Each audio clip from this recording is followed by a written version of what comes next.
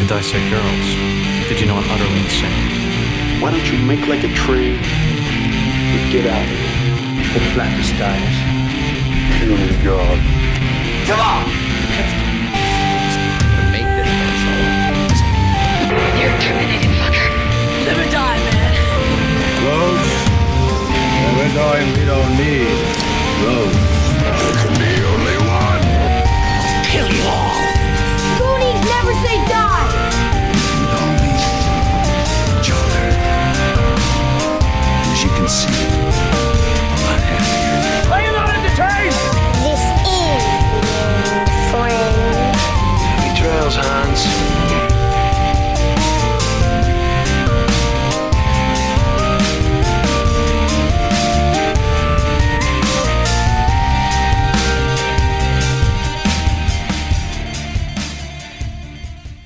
Welcome back to the Skewered Universe podcast. My name is Jeff. And again, there is no Leanne with me this week, but I've got a really cool guest lined up. This is going to be a lot of fun because we're talking about a couple of things that are really awesome. The guest, it's Chuck Nasty. Chuck, how you doing, brother? I'm doing all right, brother. Good to be here again, man. We Glad had to a have good time you. last time we talked. Every time I've been on here a couple of times now. We always have a good time talking. Oh yeah, always a blast having you on, man. Yeah, it's an honor to be on, bro. And we've got a movie we're going to talk about, and I'm not going to say much more than that, but you, my friend, have been very busy in the writing aspect of your life so far. Yeah. And you have a sweet little novella out there. Why don't you, you know what? Tell the Skewered Universe listeners a little more about Thirsty. Yeah. So Thirsty is the story of a lone soda machine out in the middle of nowhere. And like kind of out in the out in the forest kind of. And each button on it is a way to it's a demise. It's a different kind of way to die. It's a pretty interesting idea that I came up with that people seem to be enjoying. There's more to it than just the soda machine itself. It is based, the soda machine being out in the middle of nowhere is actually true. Everything else in this book is fiction. It's a extreme splatterpunk release, so it's a little out there. It's disturbing. Like I said, it's extreme. So there is trigger warnings, kind of all over the place. There's a little bit of humor in it, and it's ridiculous in a lot of ways. It's ridiculous, and I'm very, very proud of it. You should be proud of it. I don't want to spoil anything, but I did finish it recently. Yeah. And I enjoyed it. Yeah. I had a good time reading it. It didn't, this is going to sound like it's going to make me sound really depraved. I think when I heard you say it was extreme, my mind set the bar way too high, and that's nothing against you. That's my own expectations, and I should not do that. So I was like, oh, this is cool. It kind of reminded me of some things that I had seen. So I know you're probably drawing from influences you've seen throughout your horror fandom, which is cool because there's certain things like, oh, that kind of reminds me of this. And I don't want to get into it because the kills are really, really kind of cool in this. They're really fun. Yeah. That makes me happy you say that, because I was like, man, I really hope that the way the people get killed in this is good enough. I thought I thought they were kind of fun ideas. I want to say, I think the way the soda machine works, it would make John Kramer proud. Yes, it would. Very much so. It's funny though, because I don't know about you, but when I read a book, whether it's horror or whatever, my mind starts to visualize everything as I get into the story. Yes. Yeah. So while I know the idea of this soda machine is one of those, soda machines, like a Coke machine with the classic, Coke can front where you can't see inside. Yeah. And you're pushing the buttons, hearing the machine start up to dispense what you need, or in this case, dispense death. My mind kept making it look like one of those old like wood paneled glass front snack machines, and I'm like, that's not what Chuck's conveying. Why do I keep visualizing this machine? So it Right. made the kills all that more funny, that people were looking in waiting for something to pop out, and then something else happens. I'm like, I know this isn't the machine he had involved. So my brain took it to a different level. But Well, that's good. That's good because that's what I had in mind was the old school, just your typical rundown soda machine that was outside of a old fucking shopping center or something. You know what I mean? yeah. And I will say this: the cover of it, which was done by author Stuart Bray, who's become a really good friend of mine, and a big reason why Thirsty got to come out when it did.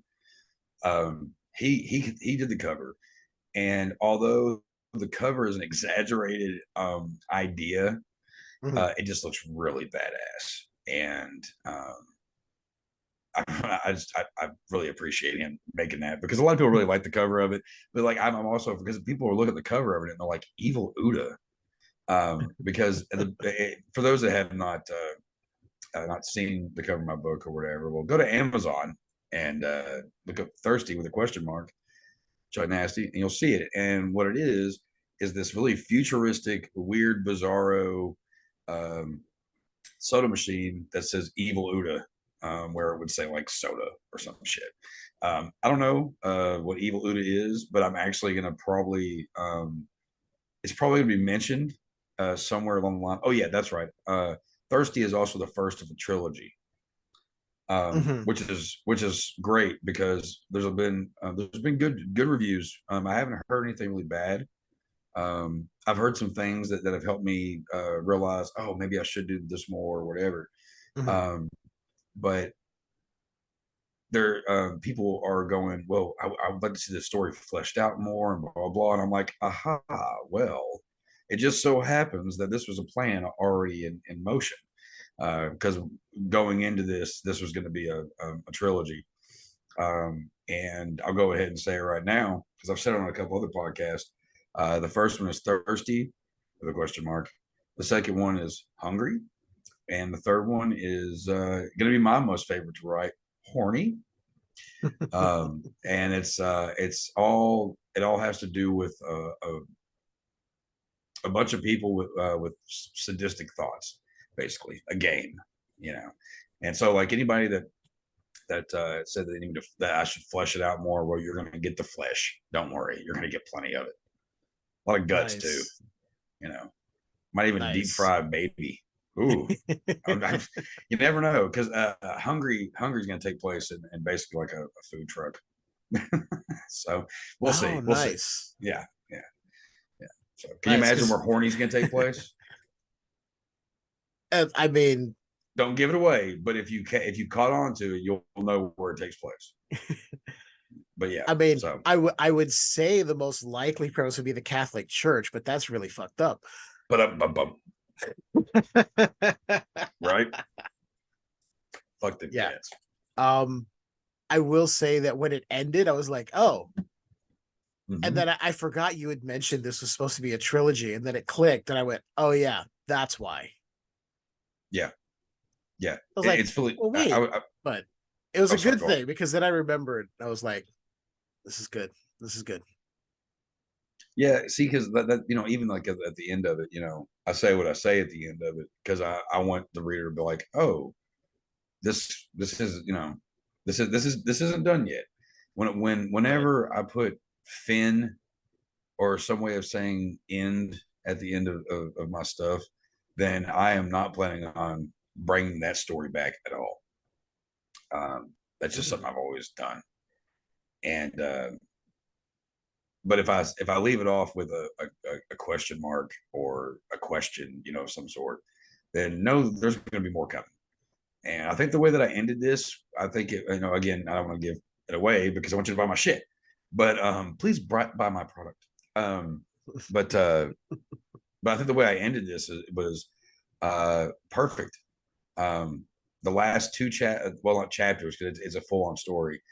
The last 20, 30 pages of it, I think was also the most suspenseful the most suspense I've ever written too. Also, Mhm. so like I'm pretty proud of it, and I've also got to thank Ashley Fox for the one being the one to edit and all this stuff with this one as well. She's an up and coming editor and writer. She's got her first novel is called something the glass jars. Fuck, I forget. But Ashley Fox, I can't, I haven't read it yet, but I'm being told great things. So Nice. yeah, Yeah. just Well, throwing out, a little underground help there. Just kind of pushing the different buddies' names and shit to do stuff. yeah, man. That's all good. You help each other out. That's it. I'm really happy for you, man. You should be proud of your work. Oh, dude, it's just about all I do anymore. I don't. I very rarely watch anything on TV at the time. I have to actually make a schedule Mm-hmm. now to where, okay, my son, but because he's not in school, he's not back in school yet, obviously. And when he goes to bed, I come back in my room and my little writing room, and I put on some kind of rain sounds, or sounds of Dracula's castle, or I put on some weird like doomy like industrial or instrumental stuff, and I just sit back here and write for like 4 or 5 hours, and I kind of like forget what time it is, and before I know it, it's 4 or 5 o'clock in the morning. I'm like, shit. But it's been great. I've made a lot of Nice. friends in the writing world, and I got a lot of stuff coming out. I've got my the original first release I was supposed to have was called it's called House of Flesh. Mm-hmm. The person that's actually proofreading and formatting that one for me had some setbacks, so it's taken a bit, but it should be out next month, hopefully early next month. Wow. Okay. And it's about 300 something pages. It's a full on novel. I wrote it about 8 years ago, and yeah, I wrote it. It took me. I didn't have enough gumption. Gumption is that the word? I guess I don't know. I didn't have enough. I didn't make time for my writing as much as I should have when I was Mm-hmm. writing it, and it took me a couple of years to finish it. And it's my baby, and I'm really proud of it. And Eve Fell, she's an up and coming splatterpunk writer as well. She has a Mm-hmm. book called Dolls, which is amazing, and a couple other things she just released. Also check her out. But so that'll be out before too long. She says that it'll be out before too long. So I don't know why I said that twice. Happens. Well, what the fuck do you do? But I've got that coming out, and then I've got a couple of stories that are going to be in a anthology with a couple of other buddies I've made in the splatterpunk extreme community, and that'll be coming out next month as well. It's probably two of my favorite stories I've written. Very nice. They're gross. They're funny. They're painful. I'll give you a hint. One of them's called Dick Worm. It was painful to write, but it was also really fun to write. So yeah. So that's yeah. And I'm working right now on my next novella that I'll have out a few months from now, called Officer Oink. It's the first of a trilogy because I'm a trilogy guy, as you noticed. And it's the Bad Cop No Donut trilogy, where it's 3 novellas that are 3. It's just bad cops getting owned in different ways. And Officer Oink is about a pig man who takes out the bad pigs. So Okay. and that one's been a lot of fun to write too. Let me tell you. So it's something that I feel it needs to be written. I don't feel like that it's something like this has been really tackled just like the way I'm doing it. So, kind of proud of it, and it's a lot of fun to write. But it's still in the writing process. So. Right. I'm gonna tell you this. You talking about it, I can hear the passion in your voice and just how much fun you're having. So I'm really happy for you, man, that you're doing all this and getting it going. It's awesome, and we're always gonna support you here. So I appreciate that, man. Yeah, I didn't mean to ramble for a minute, but no, you're fine, man. I wanted you to talk about this is your projects. You're getting them out there. everyone needs to go check it out. Go to Amazon, look up Thirsty. There will be links in the show notes for that stuff. You can check it out. Chuck Oh, yeah. wrote a nice little book there. If you're squeamish at all, probably not for you. I know I said I was like, oh, cool, that happened. I was also forged in the fires of like early 2000s independent horror. So I basically can handle just about anything at this point. Right. Yeah. And I'm sure you know what I'm talking about because there was a lot of indie films that came out where it was just like, how far can we push things? Yes. Yeah. And it was like, oh, okay. Yeah. No, I actually, and that's nothing against you because No. I think a more normal horror fan, I don't know if that's really a thing, but someone who enjoys horror novels, horror movies might read this and be like, oh, I'm queasy. And that's a good thing. Right. No, I'm happy with it. I mean, that's because of when you write the extreme, you go certain places that, you don't get to go otherwise. Right. There are some extreme authors. My buddy Stuart Bray that I was mentioning. He's become a really good buddy of mine, and I read some of his shit, and I'm like, God damn, dude! And he's one of the coolest, one of the funniest dudes, and he's a dad like me. He's a loving father, loving husband, and he writes some fucking heinous shit that like I have to take breathers when I'm reading certain things. So big up to Stuart because he is. Right now in the splatterpunk, mainly in the extreme category side of it, he is kind of like one of the kings in the up and comers right now, and he's got a lot of good stuff. Him and another guy named Jason Nicky, who I got to thank for Thirsty too, because he had a hand in some of the process of that as well. He's a good author. He's another one. That I have actually not had a chance to really read any of this stuff yet. I feel bad even saying that, but he's a cool dude, and he's getting a lot of notice, and so check him out as well. He's got some novellas out there, and he did a book with Stuart, a couple of books with Stuart, one an anthology, and one was called When the Mockingbird Sings. And if you've got any trigger warnings in you, do not read that book. But if you love something that pushes the boundaries, by all means, read that shit. I agree. I agree. Read it. And I always find it funny that people have this notion of what like a horror fan or a horror writer or these extreme, like you said, splatterpunk writers should look like. And we're all basically just normal looking people with average lives. So when they imagine that somebody that's like, oh, they're probably drinking out of a cup that looks like a baby's head or something. It's like, no. Not really.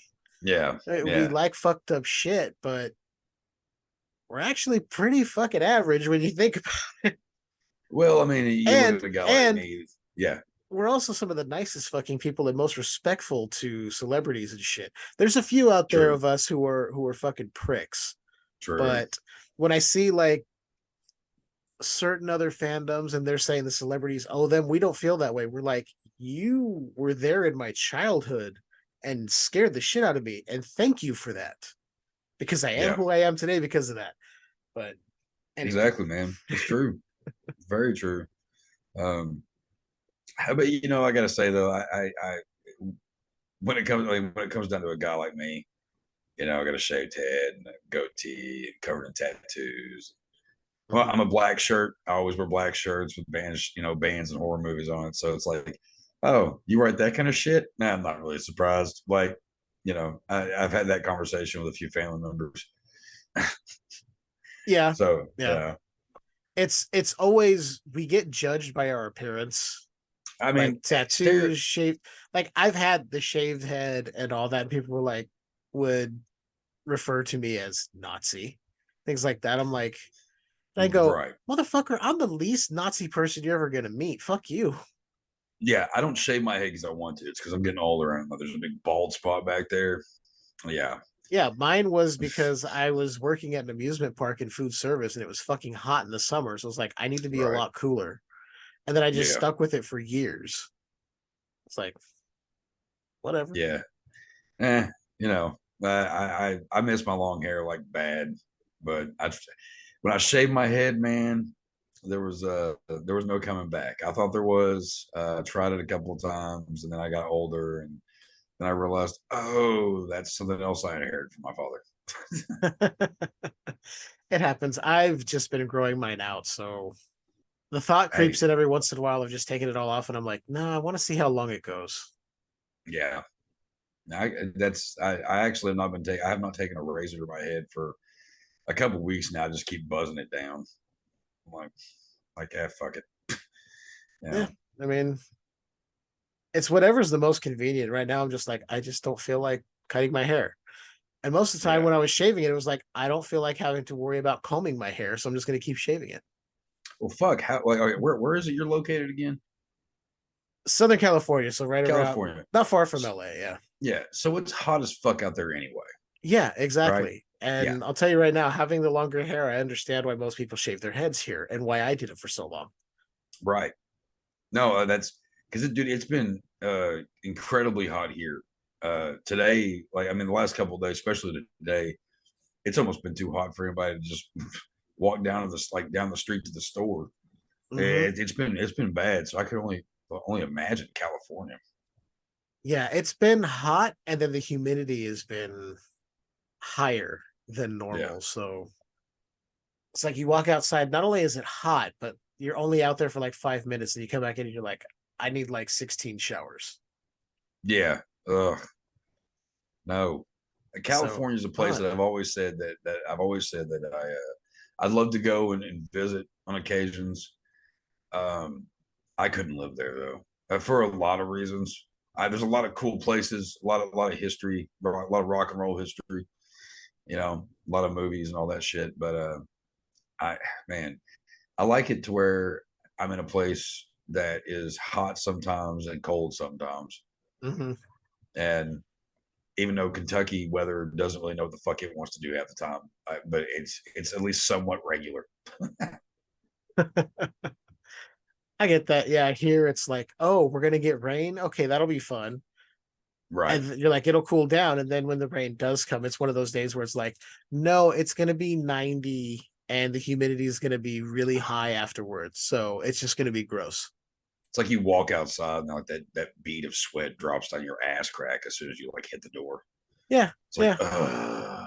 And then people will tell me, like, just go to the beach. I'm like, I fucking hate the beach. I fucking hate the beach too. I don't want to be around people at the beach. No, Like I I hate used to beach love people. going for bonfires with a bunch of friends that I had, and then we stopped doing that.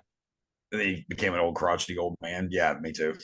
Yeah, I've been to the beach a handful of times growing up because it's not far from me, and I'm like, people are like, oh, well, you just take it for granted because it's always there. I'm like, no, I've just never really cared for the beach, especially when it's Yeah, crowded. If there was a spot that wasn't crowded, then maybe I would appreciate it more. But I'm yeah, like, give me the cold, secluded areas. I want rain, I want clouds, I want cold weather. I don't like this yeah. summertime bullshit. I'm a hoodie weather guy.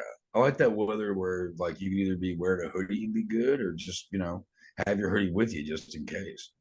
Hmm. I like that shit. The last time I was on a beach was in South Carolina with my ex, and we were visiting her sister and nephews, niece, and all that stuff. And they're like, "Oh, we're gonna go to the beach." So we all went to the beach, and for the record, hot sand on your feet sucks. Yep. I look like the biggest dum dum because like I had to keep going back to the bathroom, and I had to walk through. There was like fucking tons of people out there. It was ridiculous, which I hate anyway. And it was like every type of person I can't fucking stand in one place. I'm like, oh my god. You got the frat boys, you got you know what I Hmm. mean, like just Oh all yeah. that shit. Yeah, there's aspects of it that are okay at those moments. Usually, it's like okay, you're in a relationship, you're gonna walk along the beach, just walk along where it's not fucking like fire on your toes. I look like an idiot. God, I look like an idiot. Jumping, like, dude, a big guy like me jumping around like I was playing Frogger with just sand. Like, it was so dumb. It was Yeah. people were laughing at me, and I was like, oh, "I'm from Kentucky," and they're like, "Oh, we understand." I'm like, But I've got the bad thing is I've got tough ass feet. I walk around barefoot all the time. The bottom of my feet, I have one of those cheese grater things to like get that shit off the bottom of my feet. Yeah, I know what you're talking about. And it didn't matter. Like my fucking feet were red and sore for a couple of days after me being there. I was like, fuck this. I don't want to be to the beach ever again. That is not a thing I want to do unless I'm wearing shoes and there's nobody there. So yeah. So fuck the beach. Fuck you, beach people. What's wrong with you? Hey, especially here in California. It's full of pretentious ass people. Type of people there. Yeah. I going back to what you said. Yeah, this is not a place to live. It's a place to visit for the history. You don't want to live here. Are you from there originally, or? Yeah, born and raised. Oh, okay, that's why you're still there. Yeah. Where would you go if you would? Like, I know we haven't even gone to the movie yet, but like, where would you go? Like, if you could have been like from anywhere else, but would it be anywhere else, or would you make sure it was there? No, if I could get out of here, I would. The wife and I wouldn't mind going up to Oregon. Ah, yes, I got a few friends live in Oregon. We have friends who just relocated there a couple of years ago, and they love it. So, yeah, cool little place from what I'm told. My guitar player, Josh, in Bastard Sons of Judas Code. Just go ahead and throw that out there. He went out there a few years back, and he said that it was a great little kind of a chill place, pretty creative place. You know, a lot of musicians, a lot of art, a lot of weed. And he's like, he doesn't even partake anymore. Like, that's not even his bag anymore. But he knew that I would probably enjoy it. Yeah, weed is very much available all over the place. Oh yeah, but it's I mean, it's beautiful up there. It's pretty much, not super hot all the time. It's right. Yeah. It's a place. If we could move, we would go there. Get the fuck out of California and leave this fucking place behind. More people being creative and less people worrying about money. Yeah. That's pretty much what it comes down to. Yeah, I've got I'm not going to go on a rant about my gripes with this fucking state and every way they bend us over and ass rape us, but people will say, well, that's what you get for living there. Well, I didn't have a choice. I was born and raised here. That's, I get the same shit from where I'm from. Oh, Kentucky. Oh, well, I was born and raised here. This is all I fucking know. Yeah, it's like I didn't get a pamphlet before I was born of like, where would you like to live, and we'll make arrangements for you to go there. Oh yeah, no, yeah, there wasn't an application that your parents gave you up in the womb. Yeah, here, fill this out, kid. Where exactly do you want to be born? Like it just if it worked that way, it's kind of gross, and also that would be that's a really fucked up story. I don't know. I'm not gonna write it, but I was gonna say maybe you could put that into something, but I mean, then again, at the same point, splatterpunk is it's trauma. If you've seen any trauma movie, that's what splatterpunk is. Yeah, Weird, that's ridiculous. a good weird, ridiculous, over the top. Mm-hmm. Makes you go, what the fuck? As kind of disgusted, and then the next time go, what the fuck? As in, did they really just say this weirdly offensive thing that I'm laughing my ass off at? Mm-hmm. I mean, fuck Terra Firma and Romeo and Juliet, and of course the legend himself, Toxic Avenger, man. And of course, Sergeant Kabuki Man, NYPD. That's true. That's true. That could not get remade. No, but I saw it and I was like, okay, I enjoyed it for what it was. I was like, this definitely could never get remade in modern times. I don't think there's any way they could do that. So, all right, we've talked about your book and splatterpunk and all that. So I think it's only fitting the movie we chose tonight, Chuck. What do you think? Yeah, definitely a splatterpunk classic in the making. So I think I'm gonna let everybody know now exactly what we're gonna be talking about. It is Damien Leone's Terrifier 2. So, did you figure out what you're dressing up as tomorrow? He wants to dress up as a real guy who murdered 9 people last year. Oh, you're not doing that. It's just a costume.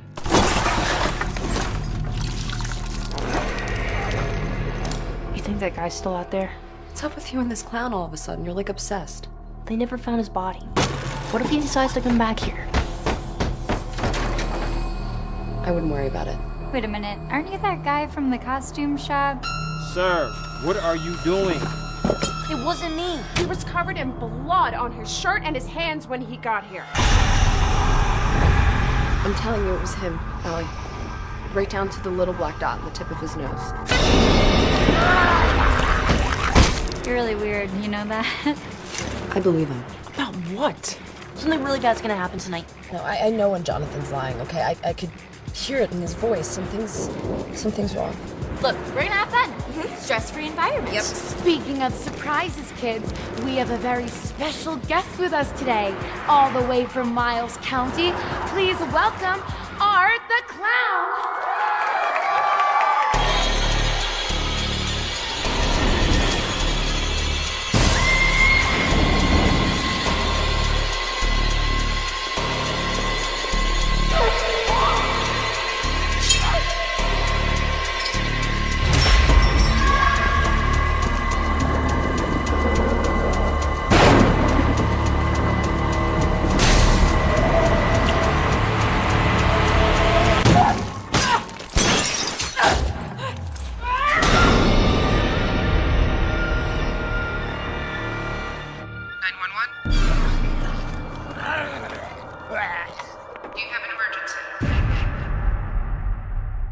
Anyone that hasn't seen this movie, I highly recommend you stop listening right now. Yeah. Go watch it, then come back, because it's only fair to talk about this by spoiling the ever-loving fuck out of it. Yes. And we're not going to do like a linear thing. I think we just talk about the movie in general, what we liked, and what we think in general about the way this movie was received and what happened when this was released. Chaos, and I loved it. I was reading up about this, and with that theatrical release, they had that theatrical run, they made $10 million on a $250,000 budget. Yeah. So when people are like, well, it made a little bit of money, I'm like, it made a little bit of money in terms of like Marvel movies and big budget Hollywood studio films. This made a ton of money for a $250,000 budgeted film. This is as independent as almost as independent as you can get, and they made $10 million. I think it's an important movie in the horror universe. Mm-hmm. There are some people that don't get it. JB, I know you're listening, fucker. And that's fun. Even though I'm really shocked that guy. Whatever. We talked about that last time. But I think it's an important movie for the horror community, for the fact that here's an indie film, okay, that the original was not in theaters, and it got such a buzz because of memes and just being out there and somehow just picking up, that when Terrifier 2 came out, that theaters picked it up. This is an indie fucking film. This is a movie that did not cost much. It's not CGI bullshit. It's it goes back to the old like Evil Dead ways, man. And that's what I love about it. It's practical effects. And I that's why I think that people that are horror fans, because you have your different types. You have the people that like the horror movies, that are scary, that aren't really into gory stuff. Then you have the ones that just really love the gory stuff. And then you got like us, who like a little bit of everything. Exactly. And some of those people don't get it either. Yeah.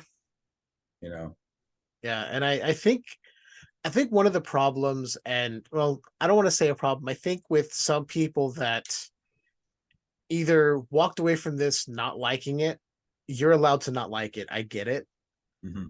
To just, I think, to come at it and say that they don't understand why fans embraced it, why it was successful. It's something familiar, yet it's something so different. Right. Yeah. Like it gets that comfort food feeling for you, but yet at the same time, you're like, I haven't seen anything like this before, because I've never seen a mime running around killing people. So it in a way, it makes me think that maybe people are just not ready to move on, or they don't want any new slashers. I don't know if that's the case, but it's like, and JB, JB, and myself, we talked a little bit after our last recording of Tales. Yeah, we went live. We talked a little bit off the air about stuff, and I said every generation has had their icons, and maybe this is finally this next generation's iconic killer. Sorry, I stumbled over my words. Or at least the introduction to something that can start opening the door for other new killers to come into the forefront. Exactly. Because we've had the old Universal Guard and the Hammer Guard with those classic villains. We had our 80s and 90s icons come through, so it's time for something else.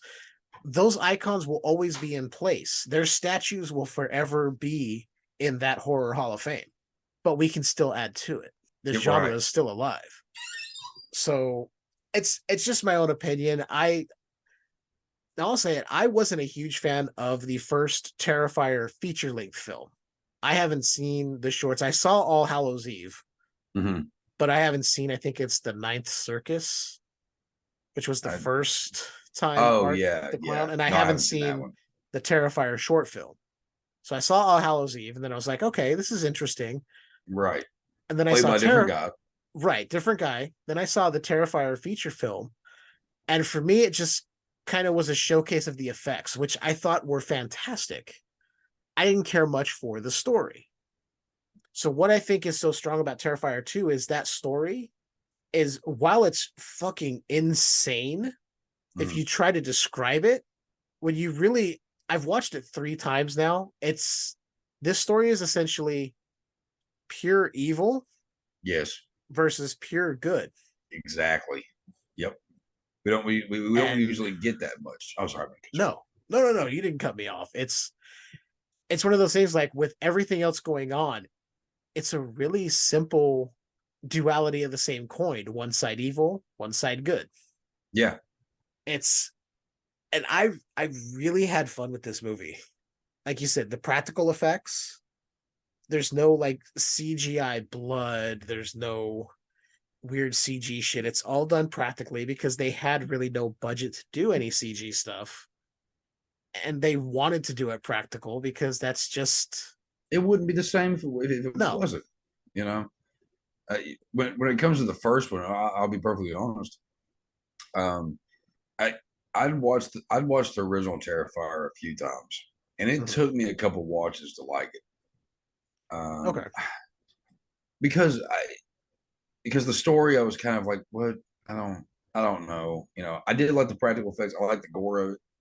But when I had to watch it, like I think about the 4th time I watched it, is when I started kind of, you know, getting a little bit, and then watching the sequel, watching Terrifier 2, I was a little more intrigued because it was continuing, you know, kind of like my book. It's like, okay, where does this, you know, the fleshing out, what's the story, what's the you know, the whole thing. And so it's kind of like that with this, because in the first one there's a lot of questions. You're like, okay, because you have like the whole end scene, you know, with the all that shit.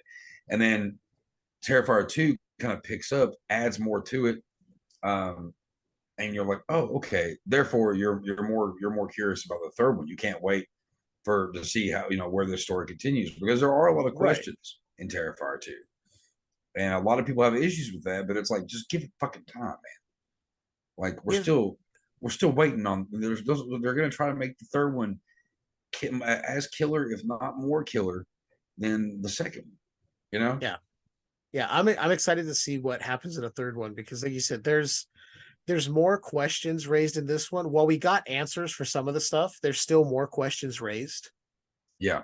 And like, that's the sign to me. That's like, okay, you've got me intrigued for a third film. I'm not going, oh, you're just raising more questions. This is bullshit. There are movies that do that. And off the top of my head, I can't name any of them because I'm not going to go through the Rolodex in my brain. Right. But we've all seen movies that are in a series or it's just one movie where they start to tell you something and then there's more questions raised, and then by the end they go, nothing's answered. Yeah. It's like, oh, thanks for wasting my time. Like, wait a minute. This is one movie. You don't have a series. There's no sequel. So you just leave it with so many questions. And I don't mind open-ended films. That's fine to me because I can interpret whatever ending I want. If they're done right. Exactly. It has to be done right. You have to earn getting that open end to your film. There's plenty of films I've watched where the ending is just like, that's how it ends. And I'm like, okay, you got me. That's fine. I'm fine with that because the rest of your movie was solid enough that I get why you did this. Right. When it's just like they ended it like we didn't have a way to end it, so whatever.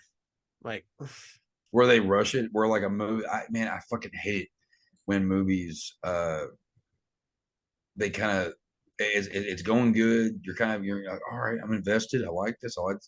And then the last 10, 15 minutes of the movie, they rush it. Mm-hmm. And you're just like, wait, you had a fucking good thing here. And now you're just gonna fuck it like that. They hit the gas way too hard, and you're like, whoa. How did we get here? Right. I think that Terrifier 2, the first one had some good gore. It was pretty disgusting in a lot of ways. There was some shit in there, where the first one, the splitting of that woman's body. That's what I was gonna say. Yeah, that the Ed Gein inspired. Because when I saw that, everything else I was like, these are good. Okay, these are really good effects. I was like, I'm still not really into your story right here, and maybe. I've only seen the original Terrifier feature film one time. Because I was like, okay, I've seen it. I think it's enough. I might have to go back and revisit and see. Yeah. But the effects, I was sitting there going, these are really well done. And I saw that and I was like, wow, I'm impressed. Right. Because one, I hadn't seen anything like that done so viscerally. And two, it was borderline like watching a snuff film. Yeah, it was like, fuck, okay, this is where we're at. The brutality of the first one is what made me really curious with the second one. Mm-hmm. And then, man, after watching this one, I was hooked. I was like, okay, and I had to go back and rewatch because it had been a minute since I watched the original when I watched the sequel, and I was like, okay, I really like this one. I need to go back and rewatch that, and it really did change my perception on a few things. I was understanding a little bit more about some of the things. I thought it was a good continuation. Man, the beginning. I mean, from the beginning of this fucking movie, you're getting brutality. Oh man, this movie picks up right where the first one left off, and they do not shy away from just showing you this. I mean, that morgue attendant getting his head bashed in. Yeah.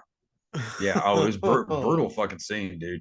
And then that's not even like, I mean, because you go there and then you go to Art in the laundromat, and he's washing his clothes, and then he meets the little girl.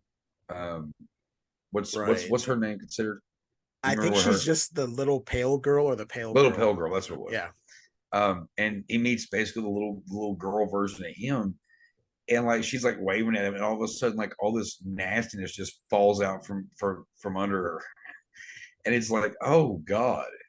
And then you realize that like it's the when you realize it's somebody you killed that has turned into like a daughter, like imaginary friend thing.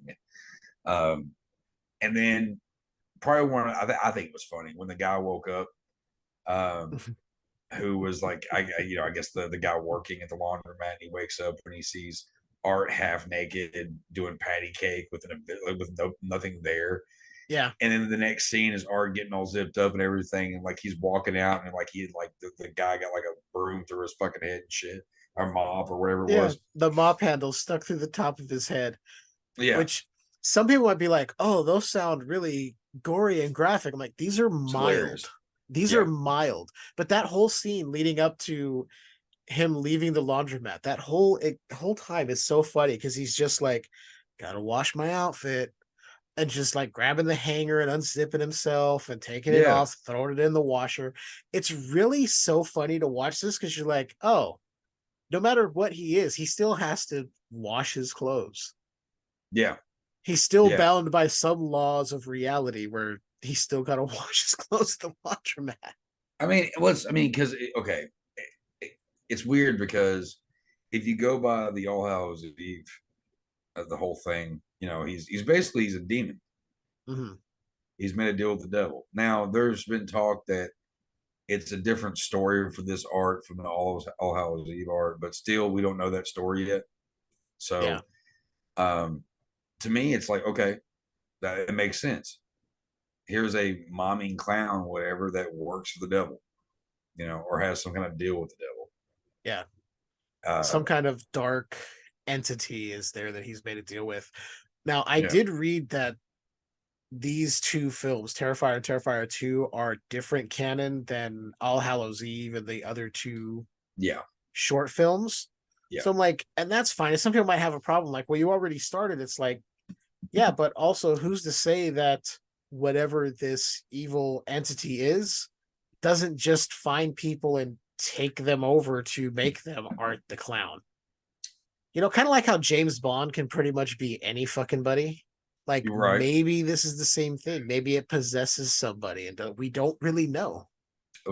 Okay. Yeah. That's kind of a question that I'm like, there's not really a solid story for the origin of Art. Like, was he a person that just started doing this, that made a deal? Was he a regular guy and was taken over by something? It's like, that's a question that maybe could be answered, but if it's not, I'm not going to be mad at it. Cause I'm like, there's just evil there. Mm-hmm. And that's okay. Yeah. Well, I know that Damien Leone had said that there is going to be a prequel aspect to the third one, but I'm pretty sure I read that he said that. I think so. I'm pretty sure, and that's fine. I don't mind when a movie goes a little for the backstory. You know, I don't need a full prequel. I don't need Texas Chainsaw Massacre at the beginning, even though I like it. It's not needed. You know. Yeah. And that happens a lot in horror movies, and as much respect that I have for Leon, I really hope that he goes the route that I think he's going to go, which is he's going to finish this story out, because there's a couple of different plots going on at once, and I think that he's going to, you know, he's going to tell us a little bit more about it, and I don't think Terrifier is going to end at 3. I think it's our next. I think Art is our next Freddy Krueger. You know, Jason Voorhees, Michael Myers. He's up there with him. Fucking Ghostface, which is one where, you know, it's not always the same person, which is the weirdest fucking thing, but it works. Yeah, it's so weird that you touch on that, because the only Scream film I've been let down by was 3, and that's just because it was, you know, out of the pantheon. It's 2 I didn't mind so much. I was like, okay. 3 I thought was worse. Yeah. But it was yeah. I mean, I've seen all the way up through the most recent ones, and I'm like, I don't really care that it's a different person behind the mask each time, as long as you give me something cool. And the last 2 recent Scream films, I've absolutely enjoyed. Mm-hmm. There's a lot of questions with this last one, but I enjoyed it a lot. But, you know, the second and the third one, fuck those. Third one was horrible. I gotta say this: the third one has one of my favorite actors of all time in it. You know who that is, Jeff? Would that be Timothy Olyphant? No, that would be Lance motherfucking Hendrickson. Ah, there we go. And Lance Hendrickson is even he couldn't. He couldn't even save it. Okay. And that man,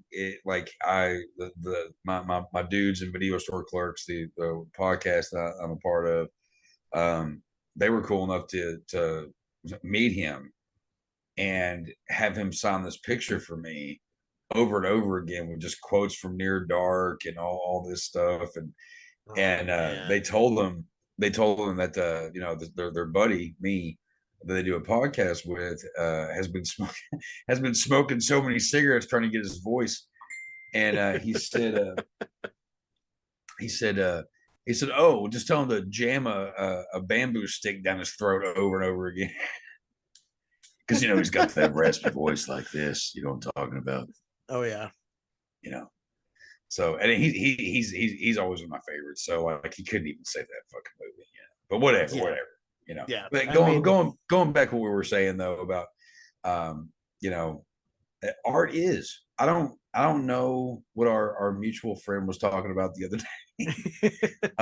It bugged me, god damn it, and he knows it, and then he wins, whatever. But it bugs me because we haven't had it in a while. Like we were talking about a minute ago. We haven't had that. We're getting a bunch of prequels and a bunch of fucking reboots, and we haven't had the new blood. You know what I mean? Like the new blood, I guess. Beforehand it was Scream. With Ghostface coming back and all that shit. But it's still like it's still a return from the old school. Right. But I mean, when Scream did come out, it was the upbringing of, because I believe that is a time when horror movies became even more popular because you were a freak and you liked scary movies before then. Scream breathed new life into the genre. Mm-hmm. And when people say, well, not really, I'm like, no, it did, because the slasher boom died hard. There was really straight to video horror. The horror movies that were coming out before Scream were fine for the most part, but not as good. Then here comes Scream, kind of revitalizing not only the horror genre, but the slasher subgenre at the same time. Yeah. With a fresh meta take on things. And meta's been done to death now, but at that time in 96, it was like, this is an interesting new feel to this movie. Credit to Wes Craven. And the writer of the film, I can't remember his name now. Kevin Williamson. Kevin, thank you. Yeah. Who also did Dawson's Creek, and I know you did Last Summer, right? Yeah, I believe so, yeah. Why I blanked on his name, I don't know. I feel so terrible. So if he's listening, I'm sorry. Which I'll be perfectly honest, I was a fan of all three of them. More of a fan of Scream, and I was a fan of Dawson's Creek as growing up, mainly because I had a buddy of mine who's a wrestler now, Reverend Blake. This big ups to him. In the underground world, who he was heavily inspired by Scream, and nice. He was the one that got me into that shit. Well, he was actually writing. It's actually kind of funny because it's actually really fucked up because Scream came out and he was already wanting to be a director. Dawson's Creek was his movie. Okay, we had our little set of friends. I was Pacey. Okay, so like we were all the whole thing, and he started writing a script for all of us, and it was called Stab, and wouldn't the fuck you know it, Stab was the name of the movie in Scream, based on the shit that happened in the first one, and he still has all the shit for that too. And one of our other friends, Ashley, she actually blew the poster thing up for him for his birthday or some shit at one point. Nice. Yeah, but yeah. So I mean, Scream was the first beginning, the new beginning of horror at that time, and I think art is doing it as well, because we haven't. I mean, we have our scary movies, and we have this, that, and the other that have come out the last couple of years. Yeah. Because horror is at an uprise. I mean, it's been an uprise for the last few years. But to have that one that sticks out, this is this generation's Scream to an extreme. You know what I mean? Yeah. Art is relentless. He's funny, and and Terrifier too, as we're discussing very clearly. When he he the patty cake thing with the Pale Girl, and then when he follows the sister into the costume shop, and that whole fucking scene, which is fucking hilarious. I love really it's so funny at the same time. It builds tension because you're like, okay, this is funny, but what the fuck is he gonna do? Right. Who's gonna be his victim? And Yeah. it's just these little touches of humor throughout really give you a sense of how dark Art's humor is. Right. Like he's having fun the entire time. Yeah. Like even when he gets frustrated, the way he'll like roll his eyes and move his head and like shrug his shoulders, like, really? You're gonna do this? Okay, fine. Yeah. It's just funny. And the thing is, we've had that before too with Freddy as he got more funny throughout the Nightmare franchise. So it's not anything new to horror. Right. Right. And Chucky. But this gotta give the little redheaded asshole fucking a little bit of a shout out. Give that little fucker his due. But I think for me, the closest thing to an indie film that kind of had buzz but didn't quite get where Terrifier and Terrifier 2 are at would be, and this is gonna date me because it's an older film at this point. What's it gonna be? It's Laid to Rest. Oh, yeah. Yeah.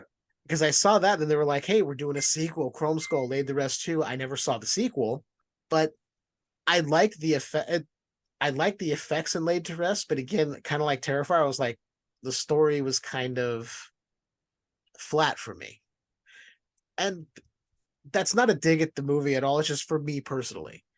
But that's the closest thing I remember to an indie film that kind of was trying to get this going. Little heavy metal trivia for you for that movie. Do you know who makes an appearance in that movie? I have not seen it in so long. Brandy Bly, the vocalist for Lamb of God.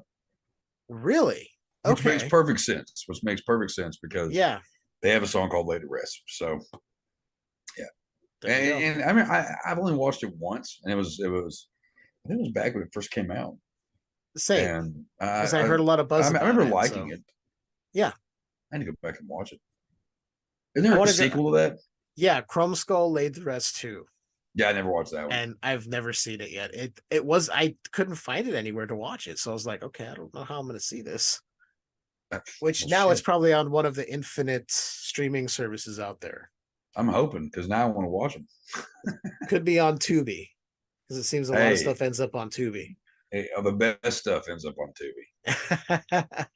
I mean, Terrifier 2 is on Tubi.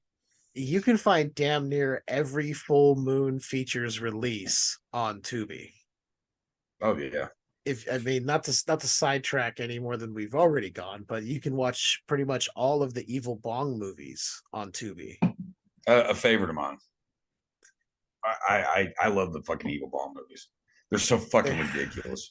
I used to have the first 3 on DVD, and I let somebody borrow them a long time ago, and I haven't seen them since. And I'm pretty pissed about it. I really need them to come up with a box set of those fucking movies. Yeah, and that reminds me of the story that what happened to my copy of Hobo with a Shotgun that I had on Blu-ray, with all sorts of extra features and stuff. So it was like, oh, I've really wanted to see that. I said, you're in luck. I'll let you borrow my Blu-ray. And I never saw it again. The great Rutger Hauer, the Hitcher himself. So good. Anyway, Terrifier 2. Right, yeah. This movie we're talking about. Yeah.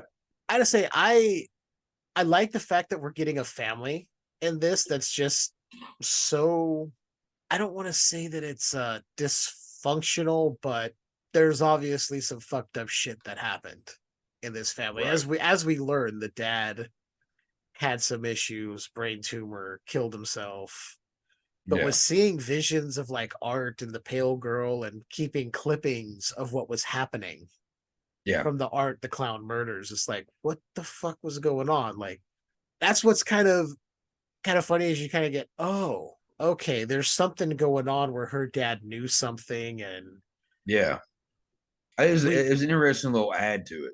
Yeah. You know, because honestly, when it comes down to it, this movie gets epic. It really does. Because of the whole, like, good versus evil thing, and I really enjoyed it. I really, because I wasn't sure how this, the whole movie was gonna, play out, but her making the Halloween costume, like one of her dad's drawings and all that. And then of course, all catches on fire.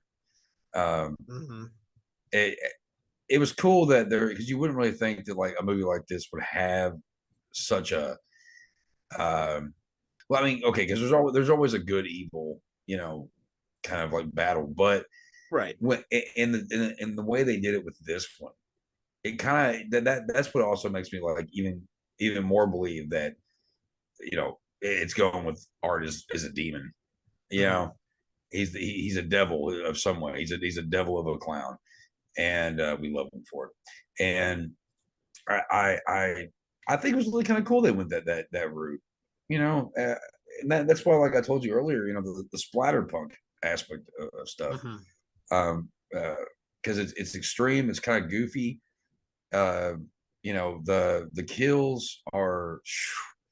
Let's talk about it real quick, shall we?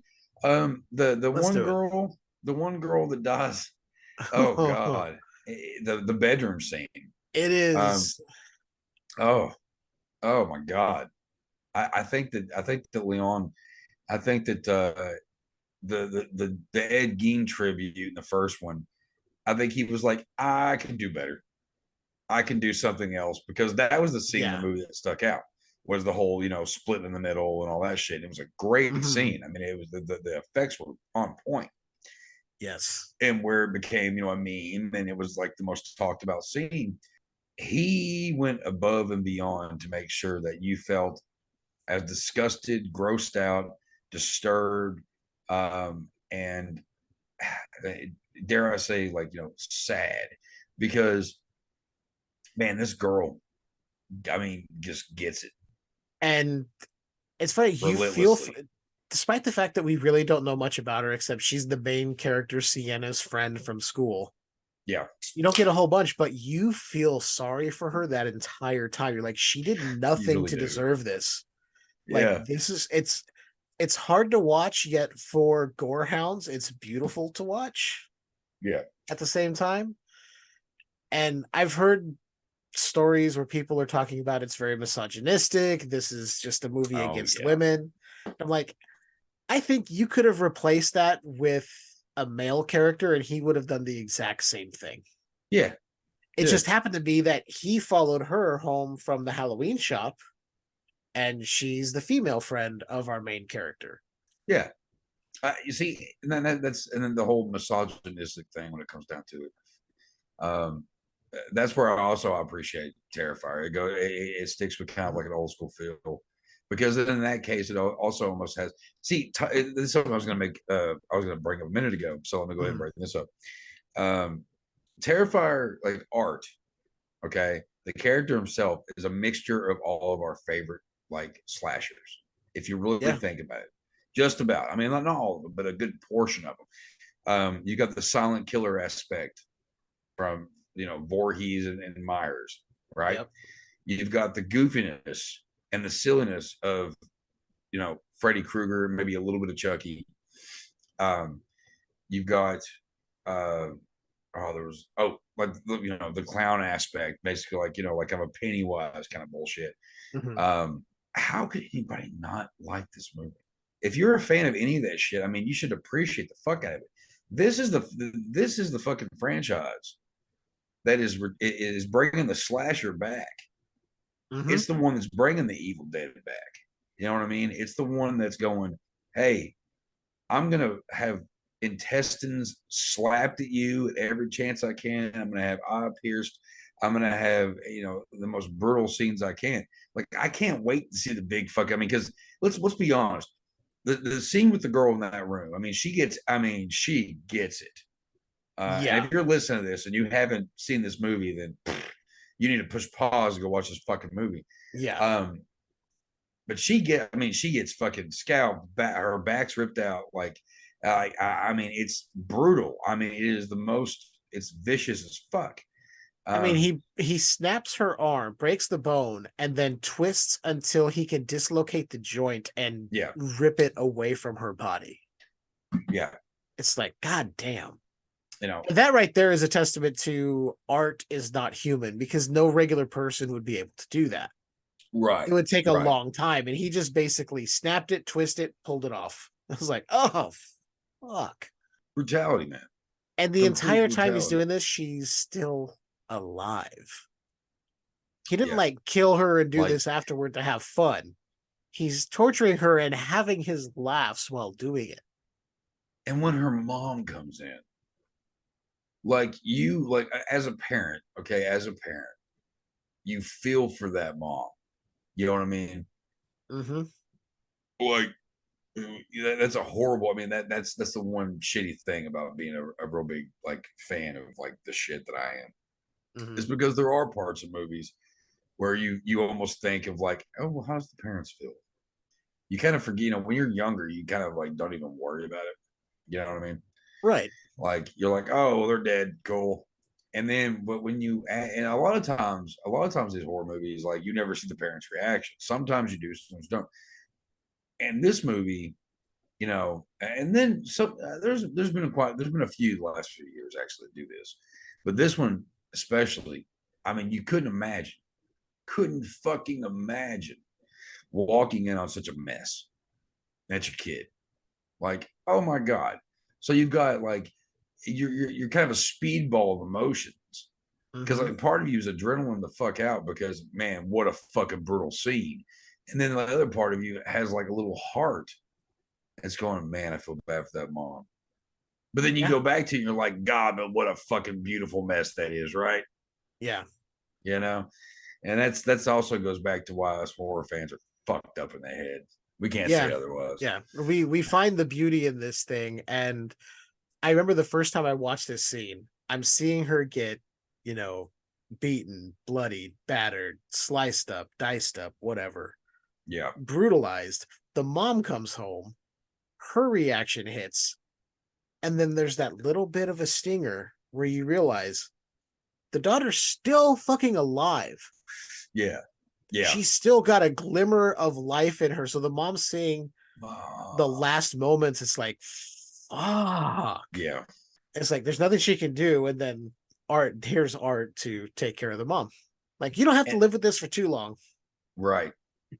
But dude, like, when was the last time that you saw that? I mean, did you see Terrifier 2 in theater when it came out, or just on video? No, unfortunately, because of where I'm at health wise right now in my recovery, I haven't been able to get to the theater. So yeah, I saw this on Screambox actually.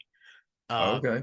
Not to you know, toot any horns or anything, but good friend of the show, Tony Wash, who is in charge of Scotchworthy Productions, he works with Bloody Disgusting for Screambox. Nice. And was at the conventions pushing this thing and just talking about how popular and how many people were there just for Terrifier 2. Like, they had a line out of the panel and the screening for the film. It's so good, man. That was just, everyone was showing up in droves for this movie. So he was telling me that. I'm like, okay, I'm going to check this out when I hit Screambox. And I was not disappointed at all.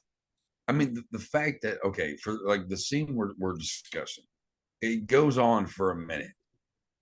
And like, I didn't get to see it when it came out in theaters. I watched it at home, all that kind of shit. Mm-hmm. The fact that movie was in the theaters here in Mount Sterling, Kentucky. All right. Little podunk fucking country southern town. Right down the street, it was being played. And actually Whitman from my show Graveyard Talk, and photographer, look him up. He went and saw it. He was the first person to buy a ticket in town to see Terrifier 2. They even said it when he got to the window to buy the ticket. Wow. Or walked inside to buy the ticket. And they were like, "Oh no, like what are you?" And they were just like, "Oh, how can't believe you're going to see this movie, and we've heard a horrible thing." Like nobody at the theater like watched it. They were just terrified of it. They were like, "Ha, no pun intended." But like the fact that this movie played in theaters throughout America, yeah, okay, did so fucking well, and has a fucking 6-7 minute long, torturous, brutal, bloody, sad, the depraved filled scene that we all just kind of got sucked into. in the theaters. Yeah. That was in the theaters. We haven't seen that in years. Like there's movies that have come out that have had like, oh, there's some violence, there's some blood, you know, there's some people getting hurt. Oh, okay. No, we had art come in and fucking systematically take out everyone's eyeballs with this horrible, horrible scene. Not edited, not fucking cut down. 5 or 6 minutes of fucking brutal torture. Yeah. Thank you, art. Art is our Lord and Savior. And just when you think this scene might be coming to an end because you see her phone on the dresser ringing, her friend Sienna, our main girl, is calling her, trying to figure out what's going on. She's crawling along the floor. You know, she's scalped, got one arm left. And you think, okay, she's going to try and get to her phone and probably, you know, she's going to die of blood loss and that's it. Nope. That's not where it ends. Art comes back in joyfully carrying a bottle of bleach and a canister of salt. I was going to, got to make sure that pain's there. And he like jumped back into the room like, hey, the party's just about to get started. It's like, what the fuck? Yeah. And it's just, he's dumping the rest of this bottle of bleach on her. Like, oh, hey, we got to get you ready. So we're just going to douse you with bleach and then start sprinkling the salt. And then just takes a handful and starts grinding it into her back where he's like flayed her. Yeah. Oh, yeah. Doesn't that get you a boner just thinking about it? And I don't know if you've ever actually gotten salt into like a cut or a wound. Yeah. It fucking hurts. Even just a little paper cut, you get a little bit of salt in there. You're like, I want to cut my hand off to end this pain. Well, I'll tell you. So there was a time in my life. I've never been a cutter or nothing like that, but there was a time in my life in my youth where I did cut for a split second. And I purposely took salt and just because everybody, putting salt in the wound, and it's always like a metaphor or whatever the fuck. Right. It's like, how bad does that feel? You know what I mean? Yeah. And I know how bad it stung from a few little, like tiny little pussy cuts. I could not imagine your back's ripped off and that motherfucker is just crunching that shit in there. Ouch. Grinding it into the muscle and tissue and right into the nerve endings. It's like, God. Like where we need the movie. We need the movie, the Cenobites and art come together. When the flesh is ripped off, like Frank in the first Hellraiser. Like art. Could you imagine art going against Frank? He would just fucking cover him in bleach and salt, and he'd be gone to art. Completely. Frank would be like, I was always chasing that pain. I don't know. It's like, okay, here you go. Try this. Yeah, here, you're a slug now. Yeah. Oh. I fucking I always think about. Yeah, dude. I fucking hate slugs. Oh. I'm not grossed out by a lot of bugs. I'm grossed out I'm not by a fan slugs. of slugs either, dude. I had one fall on me at one point when I was walking out of my front door. It had crawled up above the door and fell off as I walked out.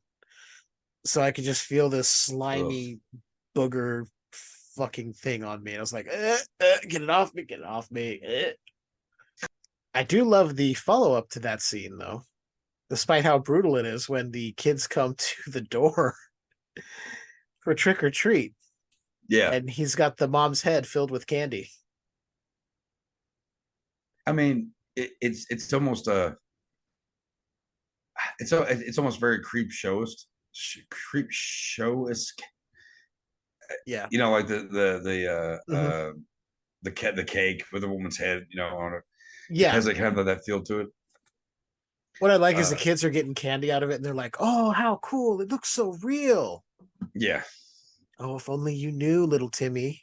If only you knew. There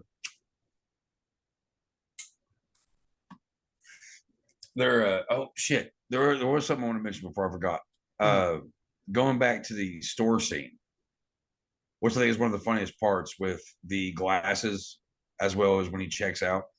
Oh my god. Because he gets kind of reprimanded by the guy working on the counter because he's like, well, if you're gonna, you got to buy that if you're gonna use it.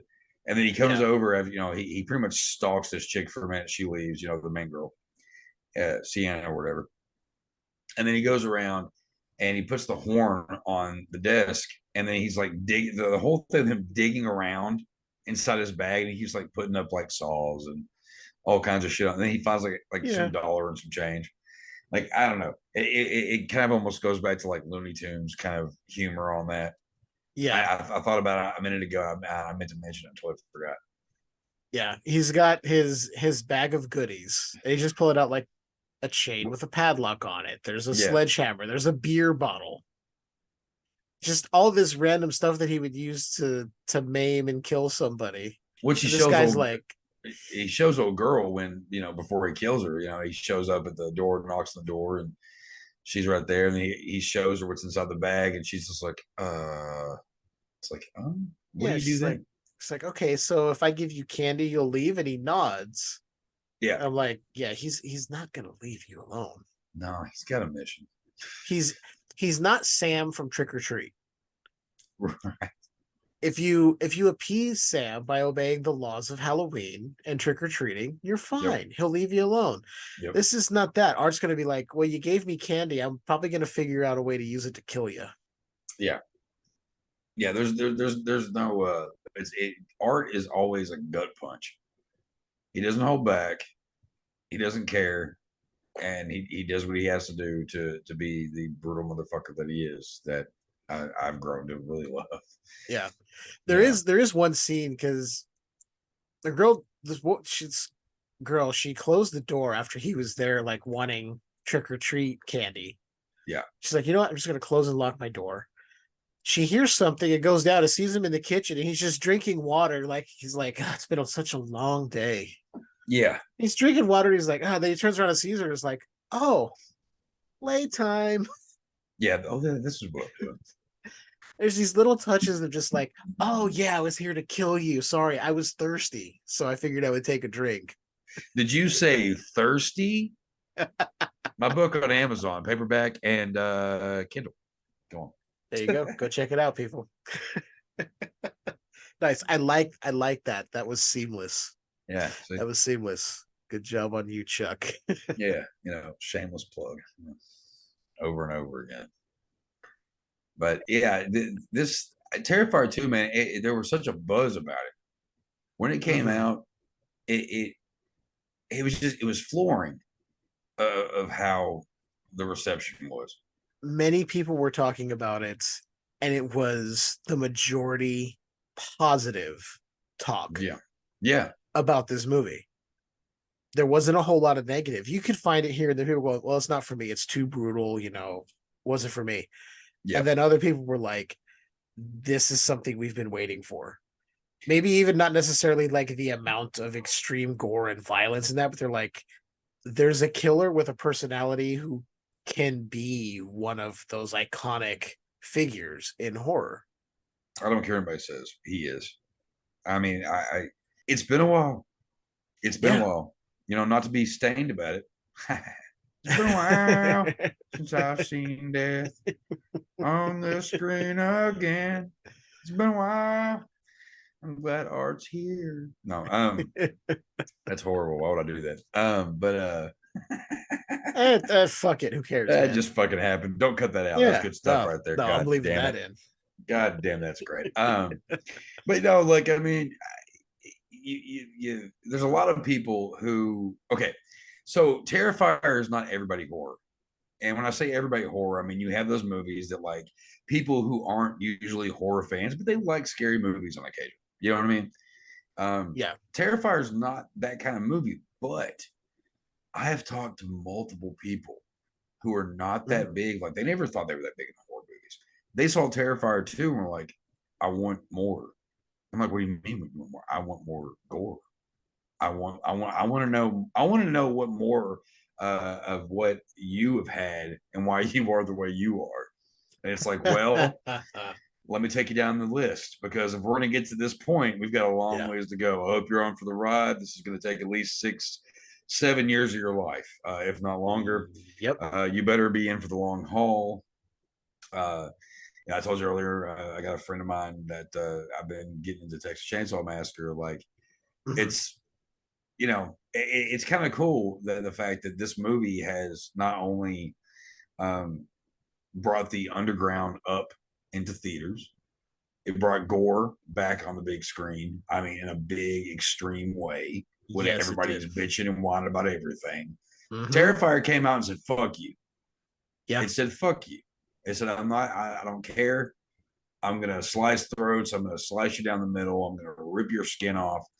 And you're either going to love it or you're going to hate it. And there's been a lot of people. There's a few people that I know that saw it that do not like.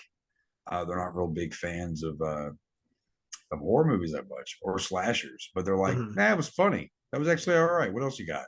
And so, well, by all means, let me open up the catalog. Yeah. And that's and I love that shit.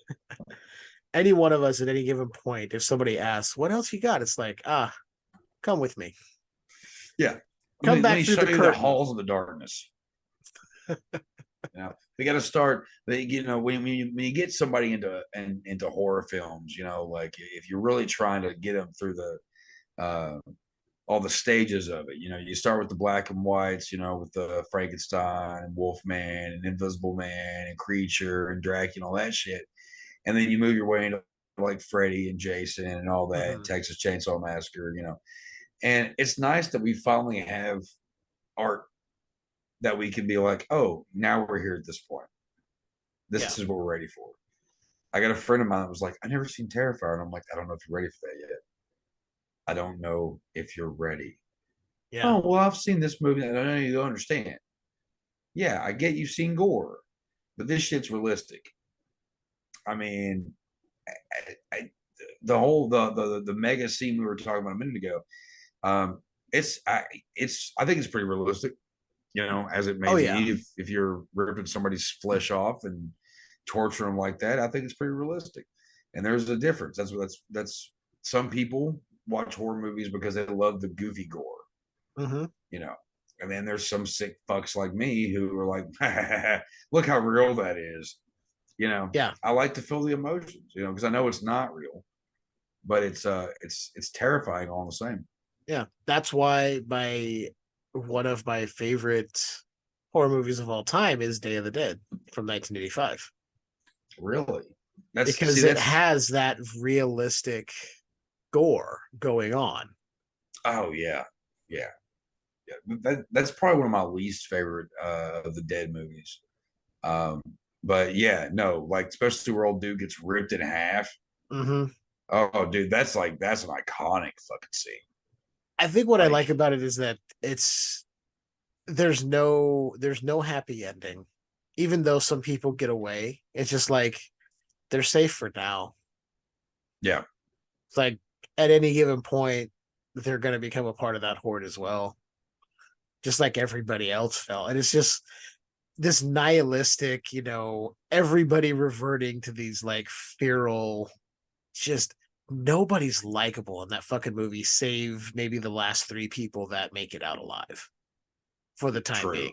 But yeah, it's the realistic gore aspect and the fact that it's like, oh, there's not really a positive note at the end of this. Like Dawn of the Dead was a little more positive because you had them leaving on the helicopter. You're like, okay, this is still early on, they might actually have a chance. Day is like, they show you like, look at how deserted it is out here. Look how many of these things are walking around. That's the world now. These could be the last living people on Earth for all we know. Yeah, so that's just me. It's the realistic gore. It's the dark aspect, but I get it. No, so totally. That's why I appreciated Terrifier 2 with all these practical effects. And going back to the store, what they did there with the mom and her son that walked up after Art has closed the store and taken care of the clerk. And he's standing there because they show you this is like this is a Halloween store. Okay, so think of Spirit Halloween, right? Yeah. And as you walk in, there's usually displays and animatronics at any of these Halloween stores you've ever been into. Well, this one, as you walk in on the left side there, is a couple of clown statues pulling apart this kid. Yeah. So after Art has taken care of this clerk who was giving him shit about buying the horn, he's standing there holding the severed head of the clerk, super still, not moving at all. Looks like another statue in this scene. Yeah. And they're like, oh, the mom's like, oh, sorry, honey, the store's closed. He's like, oh, but look in there. That stuff's so cool. They're like, these are the most realistic possible reactions to this stuff, because so many of us are so desensitized. Exactly. That we'd immediately go, wow, that's a really cool looking thing, and not realize somebody was just murdered. Yeah. Well, I mean, there was that guy recently. Maybe it was recently. I just saw about it recently. There was a guy that did a selfie, video selfie, when a guy just got stabbed to death. Oh, and geez. That guy actually got really popular on, like, he went viral, and he became pretty famous for a minute over that video. Wow. And it's like we were so desensitized by violence and gore and all that stuff. It's just like we're more intrigued by it. We're not really as worried about it. These days, yeah. Not to go bleaker, but I mean, we're more, the main things that we're more scared about these days is human trafficking. Yeah. And things of that nature. Those are the things that are pretty much like the real, the horror to us, even though it's like we kind of forget that, like, well, there's a lot of fucking sick shit out there. Yeah, day-to-day life is pretty fucked up when you think about it. Yeah. I mean, now, like Stand By Me. Kids going to find a body. These days, there's a lot of kids out there that they find bodies. It ain't nothing to them. Yeah. And so I think that was kind of, and I could be wrong with this, but I would say that Damien Leone's thought process was the fact that, okay, we're desensitized. Yeah. What can I get away with to try to break that? And there, some of the gore in this movie really does, and some of the scenes, are thought provoking, and triggering. Yeah. And apparently, with people calling them, misogynistic and all that stuff, whatever, it has triggered. And it's splatterpunk to the fucking end, bro. It's beautiful. And I kind of want to argue against that misogynistic point, because this film's heroine, unlike a lot of final girls and a lot of other movies, she's fighting back from the beginning. Yeah. When she first goes in there to try and save her brother, she's ready to fight. I mean, she is. She doesn't do a whole lot in the beginning, but she's still fighting. And fighting more than you would think. She was like, okay, this is fucked, but I gotta, like, she's scared, and then grabs a piece of wood after she sees her other friend got brutally fucking murdered. Yeah. And tells her brother to run, and cracks Art in the knee to take him down. And it's like, okay, I gotta move on. But she fights when he shows up. She's willing to fight. Yeah. And I think she's willing to sacrifice herself in order to save her brother. Which is kind of that inherently good aspect of her. Like, she's sort of I'm going to say this, and it's going to sound dumb to some people, but I think it's very obvious in the movie. She's sort of the chosen force of good. Like, she's the chosen one to be the light against the dark. Yeah. But 100%. Yeah. Yeah. She is the angel in this one. She's the one against the devil. And, which, when you go back and watch it again, like, you're like, oh, okay, I see all the kind of. And Leone, I was reading some trivia about this earlier because I wanted to brush up, and Leone said he wrote those two characters specifically to be like biblical archetypes of good and evil. I'm like, well, that makes perfect fucking sense. And it's kind of like the most obvious thing when you really watch it, but it's not so obvious where he's like, hey, see what I did here? You see, it's just like, look, she's inherently good. He's inherently evil. Now they're going to fight. Yeah. Which, when do we get that, with certain movies, the good and evil thing. Yeah. To have like an actual, the whole knife thing, being kind of like a lightsaber, like spirit fear, whatever the fuck you call it. Yeah. With that whole aspect, that supernatural aspect. The devil, the good, the heaven, the hell. You don't really get much of that. I mean, we talked about that earlier. It's pretty epic when you actually go down to it and think about it. I love it. I love the fact that they did that. It was like, okay, it's kind of like Pulp Fiction with the suitcase. Yeah, like it's Marcellus Wallace's soul. And if you're just going into a movie and expected, and because a lot of people go into movies like this not really expecting too much of a story, not expecting too much of this, that, or the other. They're expecting just gore, right? And they get that. But if you look beyond stuff, there is so much more detail to this story than most everybody horror kind of people are getting. You know what I mean? Like the people that okay. And I'm not saying anything bad about anybody, but if somebody was to say like, "Oh, I Know What You Did Last Summer" is my favorite movie of all time. It's my favorite scary movie of all time. Well, then they're going to probably most likely, not always, but most likely hate Terrifier 2. They're going to take it a totally different fucking way. They're not going to get it. They're not even going to, they're just going to see it as a gory mess. Okay. And now us who are actual fans of this shit, we get it. Yeah. We understand the story. It's not just the gore. The gore is the bonus, people. The horror, the freak factor, the scare factor. That's there first. And it's like Stephen King says, if you don't get them on the fucking scare, you get them on the gore. You go for the kill. And I think that Terrifier and Terrifier 2 especially, that's the topic. I think it upped it. I think that I don't see. I mean, we've had some pretty intense movies come out recently in the last year or so that have had some extreme stuff in it, whatever. But nothing has really reached the point that Terrifier 2 has. The brutality of it, the violence. But it also goes back down to a big giant homage to Halloween.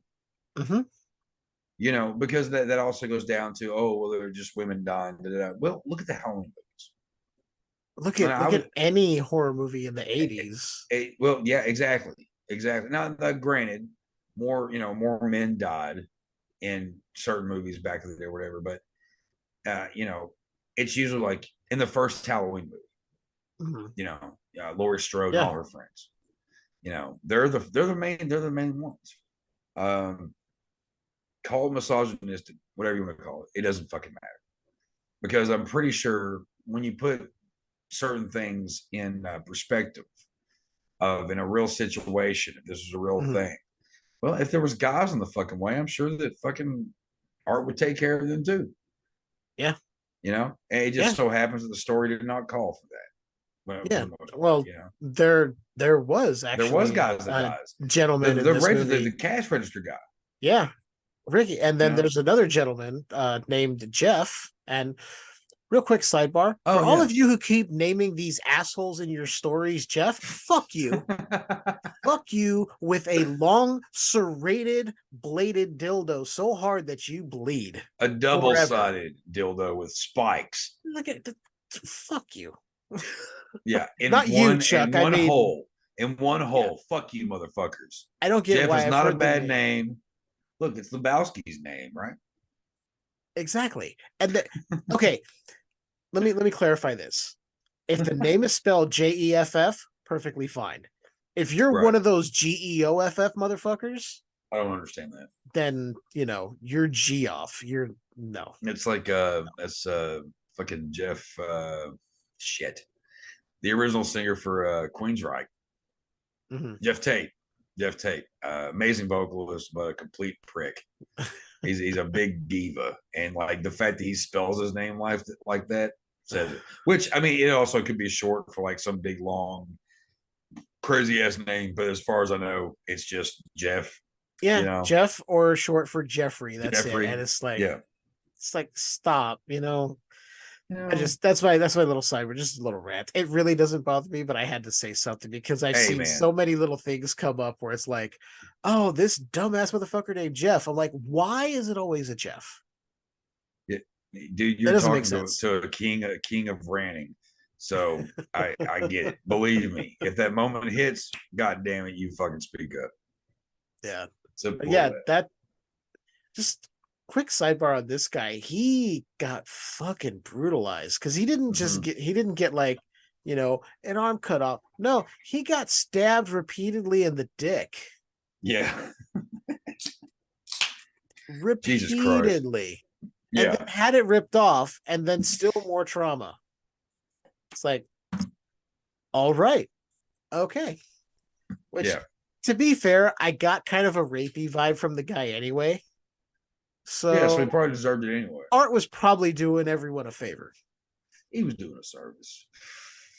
Now, he might also have been like, you know, upstanding citizen, father of three. No, he probably wasn't. He was a piece of shit. And Art knew that. And no, actually, Art wouldn't have cared. That's the thing. And really, like, why it's, we're not going to get political, but the misogynistic bullshit that people want to throw on this movie, it's stupid. Men die in it, women die in it. Yeah. You know, go into the old school. It's the same fucking. It really is the format of Halloween. If you really look at it, it's the format of Halloween. Yeah. A couple of guys die, a couple of chicks die, craziness ensues. Yeah, it's just in this one, instead of you know, the heroes being human, Well, our heroine in this has some sort of supernatural entity that helps her, or power that helps anybody her. out there. Yeah, sorry. So just in case anybody out there that doesn't understand, heroine means a woman in distress. It's not horse, H. A lot of people use it to. No, I'm kidding. Oh Jesus! God rest in peace. A lot of my buddies actually, but yeah, I don't like to make light of the situation, so I apologize. Oh no! It's okay. No, I was just saying because I know that like if you say certain things, people go because there's a lot of dumbasses out there these days. I have no problem saying that because there are. Which I guess technically I could just say the hero of the picture, because hero is pretty much a term that could be used for any gendered person, really. Yeah, well, at the same point though, heroine has always been the female that is in distress, whatever. That's just how they do it. Yeah, it's a definition. Yeah. You can't change it. You know what I mean? But yeah, and actually, and going back down to that, I mean, like, yeah, this one actually goes back to the fact that there is, you know, a Laurie Strode at the end of it. You know what I mean? There is, you know, shit. If you would go down to it, talking about George Romero earlier, the remake of Night of the Living Dead, Tom Savini's version. One of the biggest issues that Romero had was the fact that he didn't make Barbara more of a stronger character. Right. And in the remake, it's one of my favorites. It's bar none. You can't beat it. Yeah. Barbara she puts on the fucking pants literally in the movie, picks up that fucking like that rifle, and she doesn't stop. Yeah. She has a moment in the very beginning where you're like, oh, is this going to be like that? And then she just is like, you know what? Nope. That's not me. Yeah. Like you said, puts the pants on, and she's kind of a badass the rest of the film. Yeah. Yeah. So, you know, I actually, that was one thing that when it came down to watching Terrifier 2 that I actually made a comment about when watching it the first time was the fact that I really enjoyed the fact that you had a strong female lead, a strong final girl, because even in movies these days, the final girls somehow they get out of the situations and you don't know why, because some of them are so stupid and you're like, there's no way this girl would live. Yeah. You know what I mean? It's like there's no way in hell this girl would survive out of this guy or that girl, and then, you know, whatever. And this was a situation where it was nice to actually see a strong final girl that that kicked ass. And that whole fucking scene at the end where she drops down, I think that was one of the most beautiful scenes. You know what I'm talking about? Just like where she goes through the thing at the end of it. There's something about the way that was shot. I don't know. Man, I'm just weird. But you're talking about when she's in the tank. Yeah. Yeah. Yeah. I watched this again. Well, I passively watched it again earlier just so it would be more fresh in my mind. And same. And that whole thing, it's just like I went to sleep watching it last night, and then picked up walked up. Yeah, dude. Like it's just because that's something we haven't tackled on is the fact that like this movie is shot beautifully. For a movie that was had a $250,000 budget, it's shot like a movie that had a higher budget. Dude, it's almost like Kevin Smith because if you actually look the way it's shot, okay, like a good example is a laundromat scene. Okay, yeah, it's not black and white, whatever, but there's a moment, the way it's shot, the way the feel of it is, it's almost like Clerks. It has that certain kind of feel. I don't know if I'm the only person that feels that way, but you know, it has that feel to it, which I love. I love the way that Clerks is shot. I love Kevin Smith's mind about things. Yeah, but I'm with you on that one. Yeah, I figured you would be. I just as a whole, man, like it's shot good. The clown cafe scene. Oh my god, that whole dream sequence.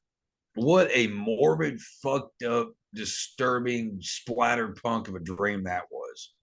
Holy fuck. So the first time I watched it, I was like, what the fuck is going on? Why? Because it kind of comes out of nowhere. Because this is Sienna's nightmare she's having, but we just see her, she's falling asleep to horror movies, and then this just kind of happens. You're like, what the fuck is going on? Yeah. But it makes sense because her brother is obsessed with Art the Clown and all this crazy shit, the Nazis, all that. He's digging deep into it. He's really the only one that knows bad shit's gonna happen, and he's like trying to tell people like, no, there's gonna be more murders. He's seen Art, he's seen the Pale Girl, so somehow he's connected somehow to seeing this stuff, and he's like, bad shit's gonna happen, you need to stay home, nobody needs to go out, this is fucking freaky. Yeah. Jonathan, which I gotta throw it out there, Elliot is the name of the actor that played him. Elliot, can't remember his last fucking name, but I knew about Elliot before this movie because he has always done a show called Little Punk People. Ever since he was a little kid, he has done videos interviewing everybody. I mean, interviewing Phil Anselmo, interviewing guys from Overkill, Kirk Winstein from Crowbar, everybody. I mean, like Randy Blah and God, the guys from Seven Dust, like everybody. And when I found, and he's got the punk rock parents. You know what I mean? When I found out that he was going to be in this, I was so happy. I couldn't wait to see him as an actor because he's such a very animated kid. He's got the high energy, you know. And I think he did a great job. I think that Elliot did an amazing job playing this kid. He reminded me of actually my guitar player Josh. He reminds me a lot of his son, who is in the same fucking vein. He also reminded me of my friends that I had around that, you know, that time period. Like, you know, when you're that age and stuff, you know, serial killers, and you're intrigued by that. I mean, that's you know, learning about, you know, Helter Skelter and stuff at a young age was a big deal. I mean, my grandmother, before she went to a home before she died, she would have these nurses that would come over to her house and like take care of her and stuff. And there was this one weekend that my dad, me and my sister went up to Paintsville and to go see her. And one of the nurses that was there had left a true crime novel behind on the table, and it was Helter Skelter, and I still own it today. It was an old copy of Helter Skelter. Like, I mean, original pressing of when that shit came out, paperback. It's fucking fat too, and it's one of it's actually a cherished item of mine. Yeah, I can see that. Yeah, big time. And you know, when you get to a certain age and you get kind of curious about serial killers and all that, and everybody looks at you like you're a fucking freak, and and it's like, man, yeah, you know, yeah, okay, I might be a little weird, but at the same point though, it's like all these motherfuckers that do forensics and all these people that do criminology and all that stuff, you know, they were all the same fucking people, you know. Yeah. And I really think that the character Jonathan was pretty spot on. I mean, because I remember sitting with my buddies and looking on the internet on Prodigy. You remember Prodigy back in the day? Oh yeah. Not the band, but the internet service. And we would go on there and we would, you know, if we weren't looking up naked pictures of Christina Applegate, we were looking up, you know, Ted Bundy and you know, Albert Fish and all those guys, you know, and Charles Manson and all that. Which also, I have to mention something about the fact that Jonathan mentions Charles Manson in the movie, and he says, "Well, Charles Manson, you know, he never really technically killed anybody." And you know, I will have to comment on this. I already planned on commenting this anyway, and we're not going to get on this whole, you know, anti or pro Manson thing, because if you know me, you know where I stand. But Manson, no, he was in jail not for murder. Okay, what he was in jail for was fucking ridiculous. But things have come out since then, in the past like 10, 15 years, that points to Manson probably killed a couple people. He wasn't in jail for it. He wasn't. The only person ever to be at one time on death row to not be. He was never in there for killing. He was in there for being a hippie cult leader. But I thought it was interesting that, because I feel like Leone, putting that in there, I feel like he might have a similar opinion like I do about certain things, and I also appreciate that.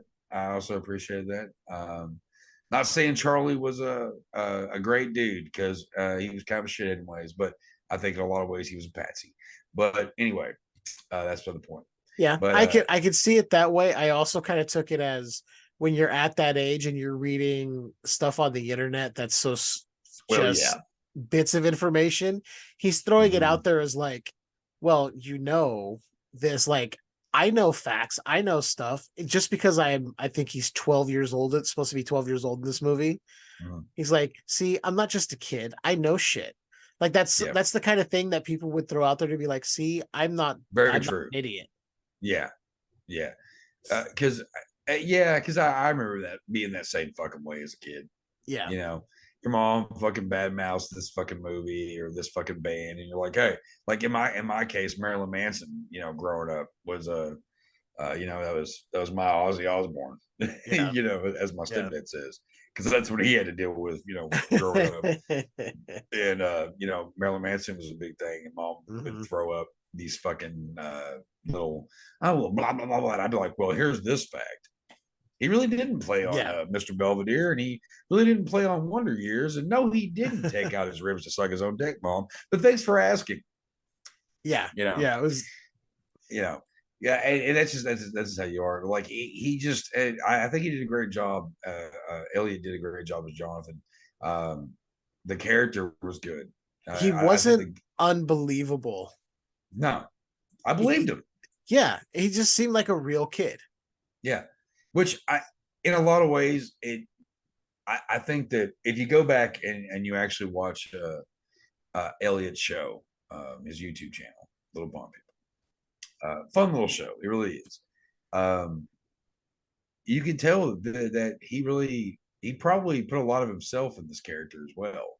You know, raised by metalhead punk rocker parents, interviewing horror icons and, you know, heavy metal and punk rock icons, that it probably wasn't too much of a stretch for him. You know what I mean? Yeah. Like, and I really hope the motherfucker actually decides to play in a few other horror movies. because from I follow him on Instagram and stuff, and he seems like he has a lot of fun at cons and stuff, being Jonathan from Terrifier too. Which I mean, that's cool. yeah, I love seeing that when kids like get some notoriety from horror and they just embrace it. They're having fun, kind of like from Trick or Treat, Quinn Lord, who was playing Sam. yeah. Like he got to go to conventions and he was just having a blast. So everyone was like, "Oh my god, you're so cool!" And he's like, "Cool. I'm glad I'm so cool in your eyes. I'm just a kid. What the fuck is happening?" Yeah, which I gotta say, loving it. Because we've mentioned Trick or Treat a couple of times, and I've got to say that's probably one of my favorite Halloween movies that have come out in the last 20 years. You know what I mean? Same. Yeah. Which I mean, again, Terrifier. Terrifier is when it comes down to Halloween movies. That's why the first one every Halloween for like 3 or 4 years after it came out, it was one of those that I would watch because you do the Halloween marathons. You know what I mean? So long that after a while you're like, okay, I'm gonna watch Halloween 1, I'm gonna watch Halloween 2, I'm gonna watch Halloween 3. And then watch Halloween 6 because it's a very underrated classic. I don't give a fuck what anybody says. Curse of Michael Myers is great.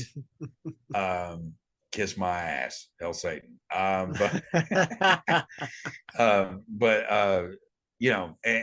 Terrifier and Trick or Treat, they always make their way into the list. Of the ones to definitely watch on Halloween. I can see that. Trick or Treat definitely for me. I think Terrifier 2 is going to be on that list now. I'm going to go back and watch the original Terrifier again. But at the heart of this, I mean, if you really think about it, if you took the art aspect away real quick and you look at the story, it's this family trying to deal with the loss of a parent and the father. They're trying to just cope with everything. They're trying to get by. The mom's under a lot of stress. She's lashing out at the kids because she's just fucking at her wit's end. The daughter's got her own problems. The son has got his. Yeah, she really takes it out on these kids. But it's like when you kind of figure out and you can see that maybe she's kind of pissed off at the way the dad took out. She didn't understand because maybe he didn't tell her what was going on. It's like she sees the journal Jonathan has. He goes, "Look at everything in here. Dad knew something weird was happening." She's like, "Get that the fuck out of my house." It's like, wait, what? There's more to this. We'll never know because the mom got her head blown off with a shotgun. Right. So we'll never get her story. But it's just the story of this family. And then ultimately Sienna realizing that there's something that her dad knew that she was destined to do, that she was chosen for a reason, and the power might lie within that sword. Something he did, something he knew. He was doing something to try and combat what art was, and figured Sienna was the way to do it somehow. Like made his own pact somewhere. I don't know. We really don't know, but it's just her coming to terms with her being chosen to fight this evil. And then when you throw in the art aspect, it becomes a gory, over the top, fucking beautifully gory mess. Yes. I gotta throw out there that mother. Oh my God. You overbearing cunt. Like Jesus. I mean, she did. When did she not yell at her kids? Yeah, and Leanne was kind of watching. It's like, shut the fuck up. Leanne was watching. Why do you think your kid's all about serial killers? Yeah, like fuck you. When I was watching it, Leanne was watching parts, and she kept commenting back like, "Maybe it's because you're yelling at him all the time, you fucking bitch." And certain things, I was like, "Yeah, actually, that's probably why there's a lot of lashing out and things like that." And like, it's almost like she kind of resented the fact that the kids miss their dad. And like cared for him maybe more than they care about her, but it's just like, how, like, I got that too, actually. So you're just so fucking mean all the time. Like, I get you're stressed out, but it's like you almost didn't want these kids at all.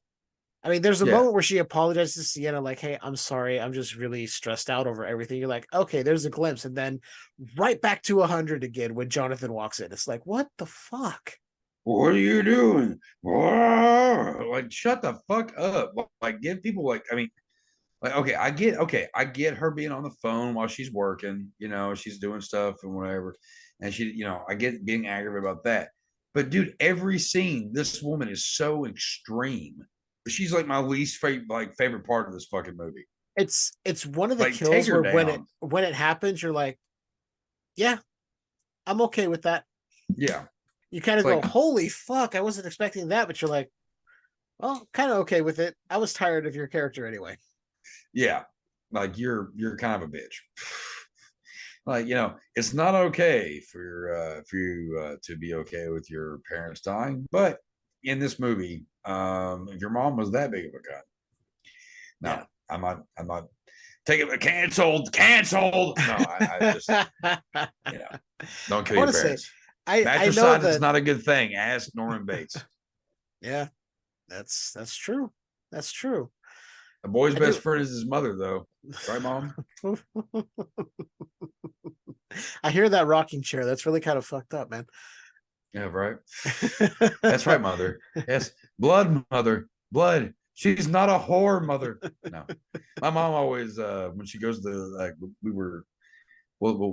I'll purposely fuck with her about stuff, and I'll go, well, a boy's best friend is his mother, or is his mother. So I go, stop. Like, what do you mean? Yeah, like, Mother, I'm never gonna dress like you and kill my girlfriends in the shower. I'm just saying, but if you needed me to, I love you. No, I'm just kidding. Love my mom. Mama's boy. Yeah. Yeah. I'm not wearing a muumuu though and putting on a wig. Just throwing that out there. Not my bag. Now, I do want to say, like, we've talked about this movie, we've gone off on, you know, numerous little side paths here, but of course, it's kind of hard with a movie like this to talk about the story, because while it's a good story, it's, you just have to watch it.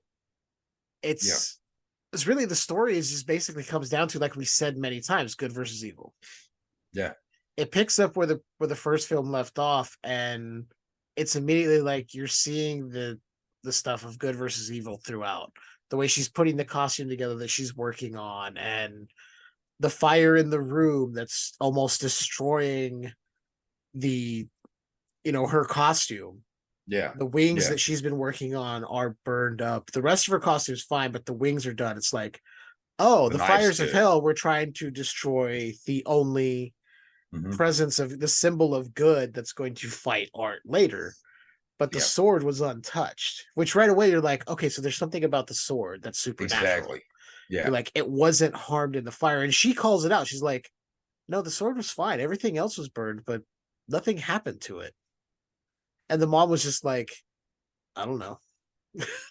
Like, dismissed it, like, okay, whatever. That's really good. I'm glad they didn't touch it. Yeah. And then was yelling at Jonathan, like, you got 5 minutes to get your ass to school. Like, whoa. How dare you? Oh yeah, you also got accused of being the freak that you know, kills possums and yeah. You know, like, what the fuck, man? So I will say, we all knew those kids in school, because Jonathan gets called over by 2 of his buddies at school to see the dead animal, the dead possum full of maggots. Yep. And they're like, oh my God, look at this. We all knew the kids who would do that, who would see like the dead bird or the dead cat or whatever and be like, come look at this. Isn't this fucking cool? This is fucking crazy, right? And then call somebody else over to show them, telling them it was something else. Like, they called one of their classmates, this little girl over, and was like, oh, look, this cat just gave birth to all these kittens. Yeah. Look at those maggots. And then that's where we get the cameo from Felissa Rose. Yes. As the principal of the school. Love Felissa. She's great. It was so cool. It's a real small role, but it was awesome. Well, I've got to throw it out. Big love for Felissa Rose. My mom works Scarefest every year in Lexington. And one year, I haven't been able to go the last few years, and there was one year my mom was collecting pictures and autographs for me, and she you know, she's actually made kind of friends with Felissa when Scarefest comes around. Like, she always like talks to her and stuff. She's a super sweet woman. And she told her that you know, I was a big fan of Sleepaway Camp and all that. And she was the one that suggested to do a video to me. she's like, "Can I do a video to him? Like, say thank you, and I wish he was here." And she sent this video of Felissa Rose, telling me that she's like, "Hi, Chuck. I wish you were here. I give you big hugs." Da, da, da. I'm like, "What? Like, what the fuck?" It made my fucking day. Like the fact that it was her idea. Like, much love for Felissa Rose for her guest appearance in this movie. Yeah, that was when I saw her. I was like, okay, that's fucking awesome. 1 and 2. I've seen her on Joe Bob. She just seems so the mangled dick expert. The mangled dick expert for Joe Bob, but she just seems like she loves the fans and is like, hey, I know that I was in this little shitty independent film way back when. But the fact that everybody has embraced this movie and embraced me, she's like, I fucking love you guys for it. It's like, yes, because you understand us. Yep. Oh, dude, she's one great. of us. She's one of us. She completely is one of us. Yeah.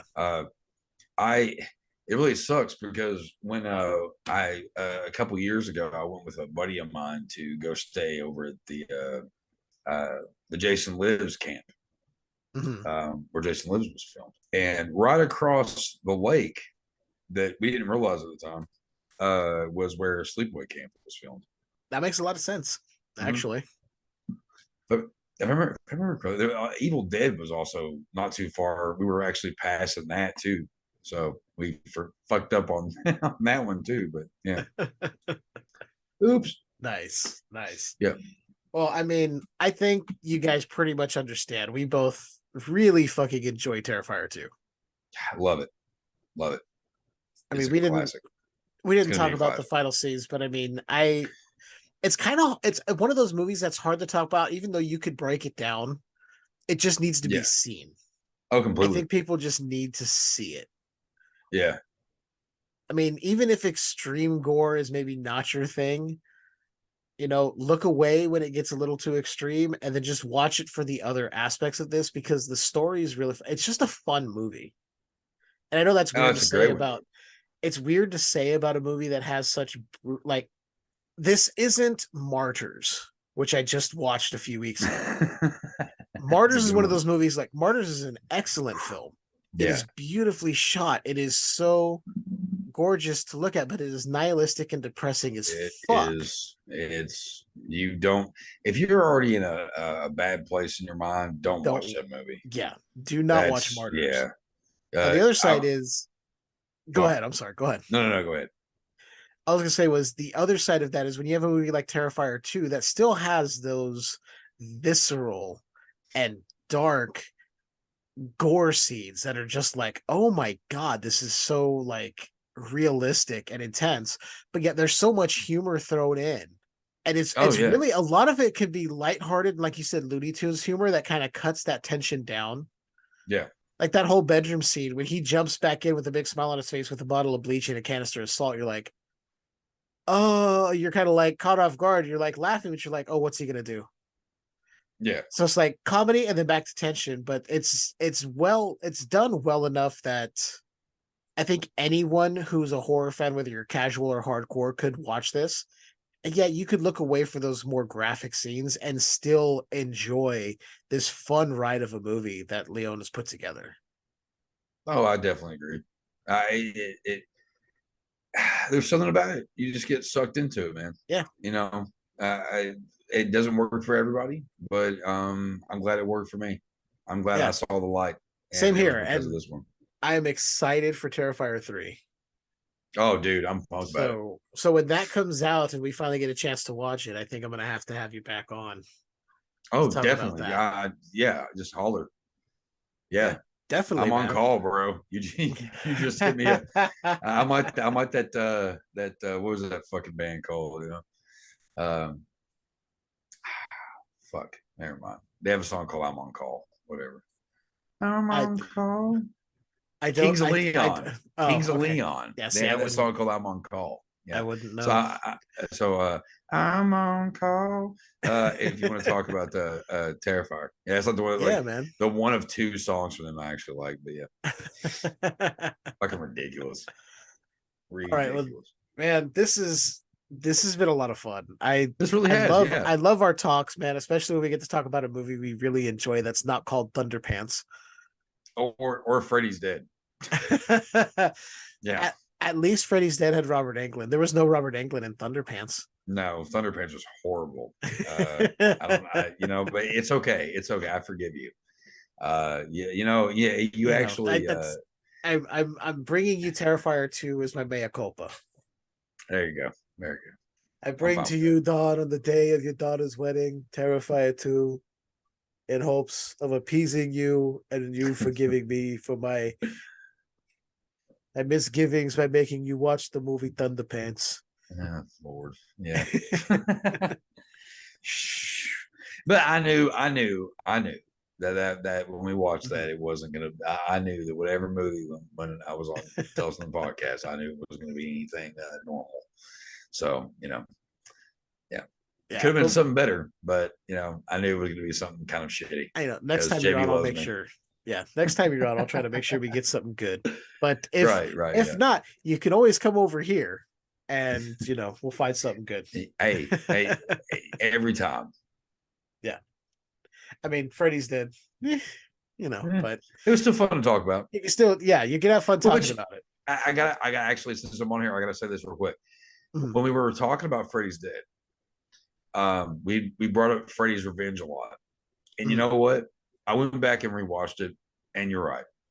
That movie gets too much hate. It really does. I think it's along the lines of Halloween 3: Season of the Witch. For Freddy, yeah. It's that same kind of thing where they're like, but it's so different. Freddy's rules were broken, and this is like true, but at the same time, it's like it's not as bad as you're making it out to be. Yeah, I mean, there's some shit in it that's kind of like questionable, but at the same point, though, like, yeah. So I rewatched it, and I was cool. I was nice. Like, all right. I'm happy to hear that, man, because I try to champion that movie a little bit whenever I can, along with Halloween 3: Season of the Witch. Like, go back and give it another watch. Like watch it with the knowledge of what you know now, and kind of see. That's what I did with Part 2 and with Halloween 3. Freddy's 2 especially, because the first time I was like, what the fuck is happening? Like, I don't get this. Went completely different. Now I get it's like, well, hey, there was only one movie, so are the rules really that set in stone yet? Right. Kind of, not really. We can play around. I've seen a lot worse, and it's called the 2010 Nightmare on Elm Street remake. Oh god, it's horrible. I can't do that. Nope. Yeah. Nope. No. I didn't have to pay for that movie, and I was so glad I got into that movie theater for free. I was looking for a job, and a buddy of mine worked there, and he's like, "Hey, you want to see a movie?" And I was like, sure." And I was like, "I'm not going to pay for it." So okay, and I watched it, hated it. Yep. No, last note on that. I paid to see it in the theater, and I own the Blu-ray of it. So gross.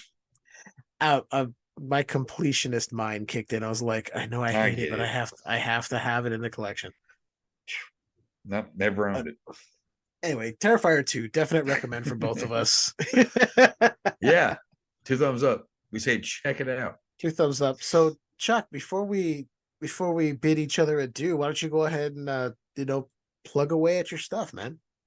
Tell everybody where they can find you and what you got going on. I know we talked some at the beginning, but do it again. What the hell? Okay, fine.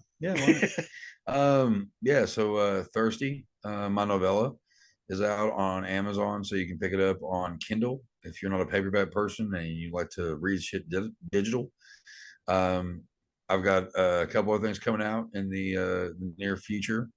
House of Flesh, my novel, and some other cool stuff that my name is going to be on that I'm very excited about. My band Bastard Sons of Judas Goat. We are finishing up the touches of our new album, which is some of our heaviest, most straight to the gut stuff that we've ever done. And it's fun. I think everybody's going to enjoy it. Nice. My podcast, Video Store Clerks, on Tuesday nights at 10 o'clock p.m. Eastern Time. Nasty Nation and Graveyard Talk on Anchor, Spotify. Check us out on Facebook, both of them separate. Whitman, check out Whitman on his page, Whitman Photography. And then also we got some more stuff coming up here soon. A YouTube channel for some of our our podcast endeavors. So yeah, that's very cool. That's what I got going on. I never sleep. Really, literally. I'm a fucking vampire. Hey, I've been up the last few nights just working on stuff for Skewered Universe, so I get it. On top of getting stuff ready for Tales, so the writing aspect I don't understand, but the other stuff as far as podcasting, I totally understand. It's all about the grind, bro. It's all about the grind. Exactly. That being said, you know where to find Skewered Universe. Where are the socials? Look at the links in the show notes. You can find us at everywhere, basically, except Twitter. We left that fucking dumpster fire. So yeah, fuck Twitter. We are on Threads. You can join us there. But yeah, Chuck, thank you. Yeah, bro. Very much. This was a lot of fun, as always. Always. Love talking to you, brother. You're welcome back anytime. And until that time comes, why don't we all just keep enjoying this universe that's a bit skewered?